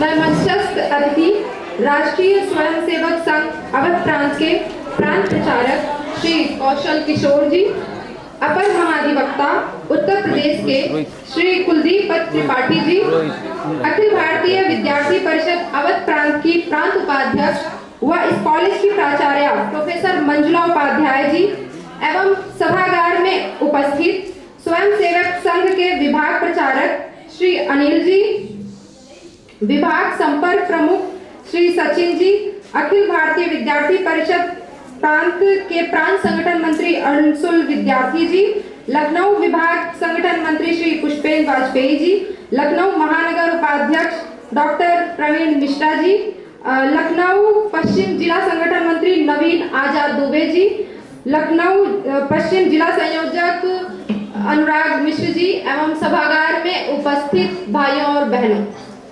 आप सभी को मैं धन्यवाद ज्ञापित करना चाहूंगी। मैं विशेष धन्यवाद श्री कुलदीप त्रिपाठी जी और श्री कौशल किशोर जी को देना चाहूंगी कि आपके उद्बोधन और मार्गदर्शन के द्वारा हम सभी के पंच परिवर्तन विषय पे जो समझ थी उसका विस्तार हुआ है। और मैं पुनः एक बार उन सभी बहनों को धन्यवाद देना चाहूंगी जिन्होंने युवोत्सव द्वारा आयोजित सप्ताह भर में जितनी भी प्रतियोगिताएं थी उसमें प्रतिभाग की हैं, उन सभी का मैं धन्यवाद देना चाहूंगी। मैं विवेकानंद जी पर 4 पंक्तियों के साथ अपने वाणी को विराम दूंगी। अनथक यात्री ने कभी लिया नहीं विश्राम, दिशा दिशा के वक्ष पर लिखा तुम्हारा नाम, रोम रोम पुलकित हुआ गाकर दिव्य नाम, जन्म तुम्हें देकर हुई भारत भूमि पवित्र, संत विवेकानंद तुम शुभ संस्कृति का कोश, गुजा दिया इस सृष्टि में भारत का जय घोष। बोलो भारत माता की। अब कार्यक्रम बिल्कुल अंतिम पड़ाव पे आ चुका है और कार्यक्रम का समापन अब वंदे मातरम की गीत से करेंगे, जिसके लिए मैं प्रोफेसर सीमा सरकार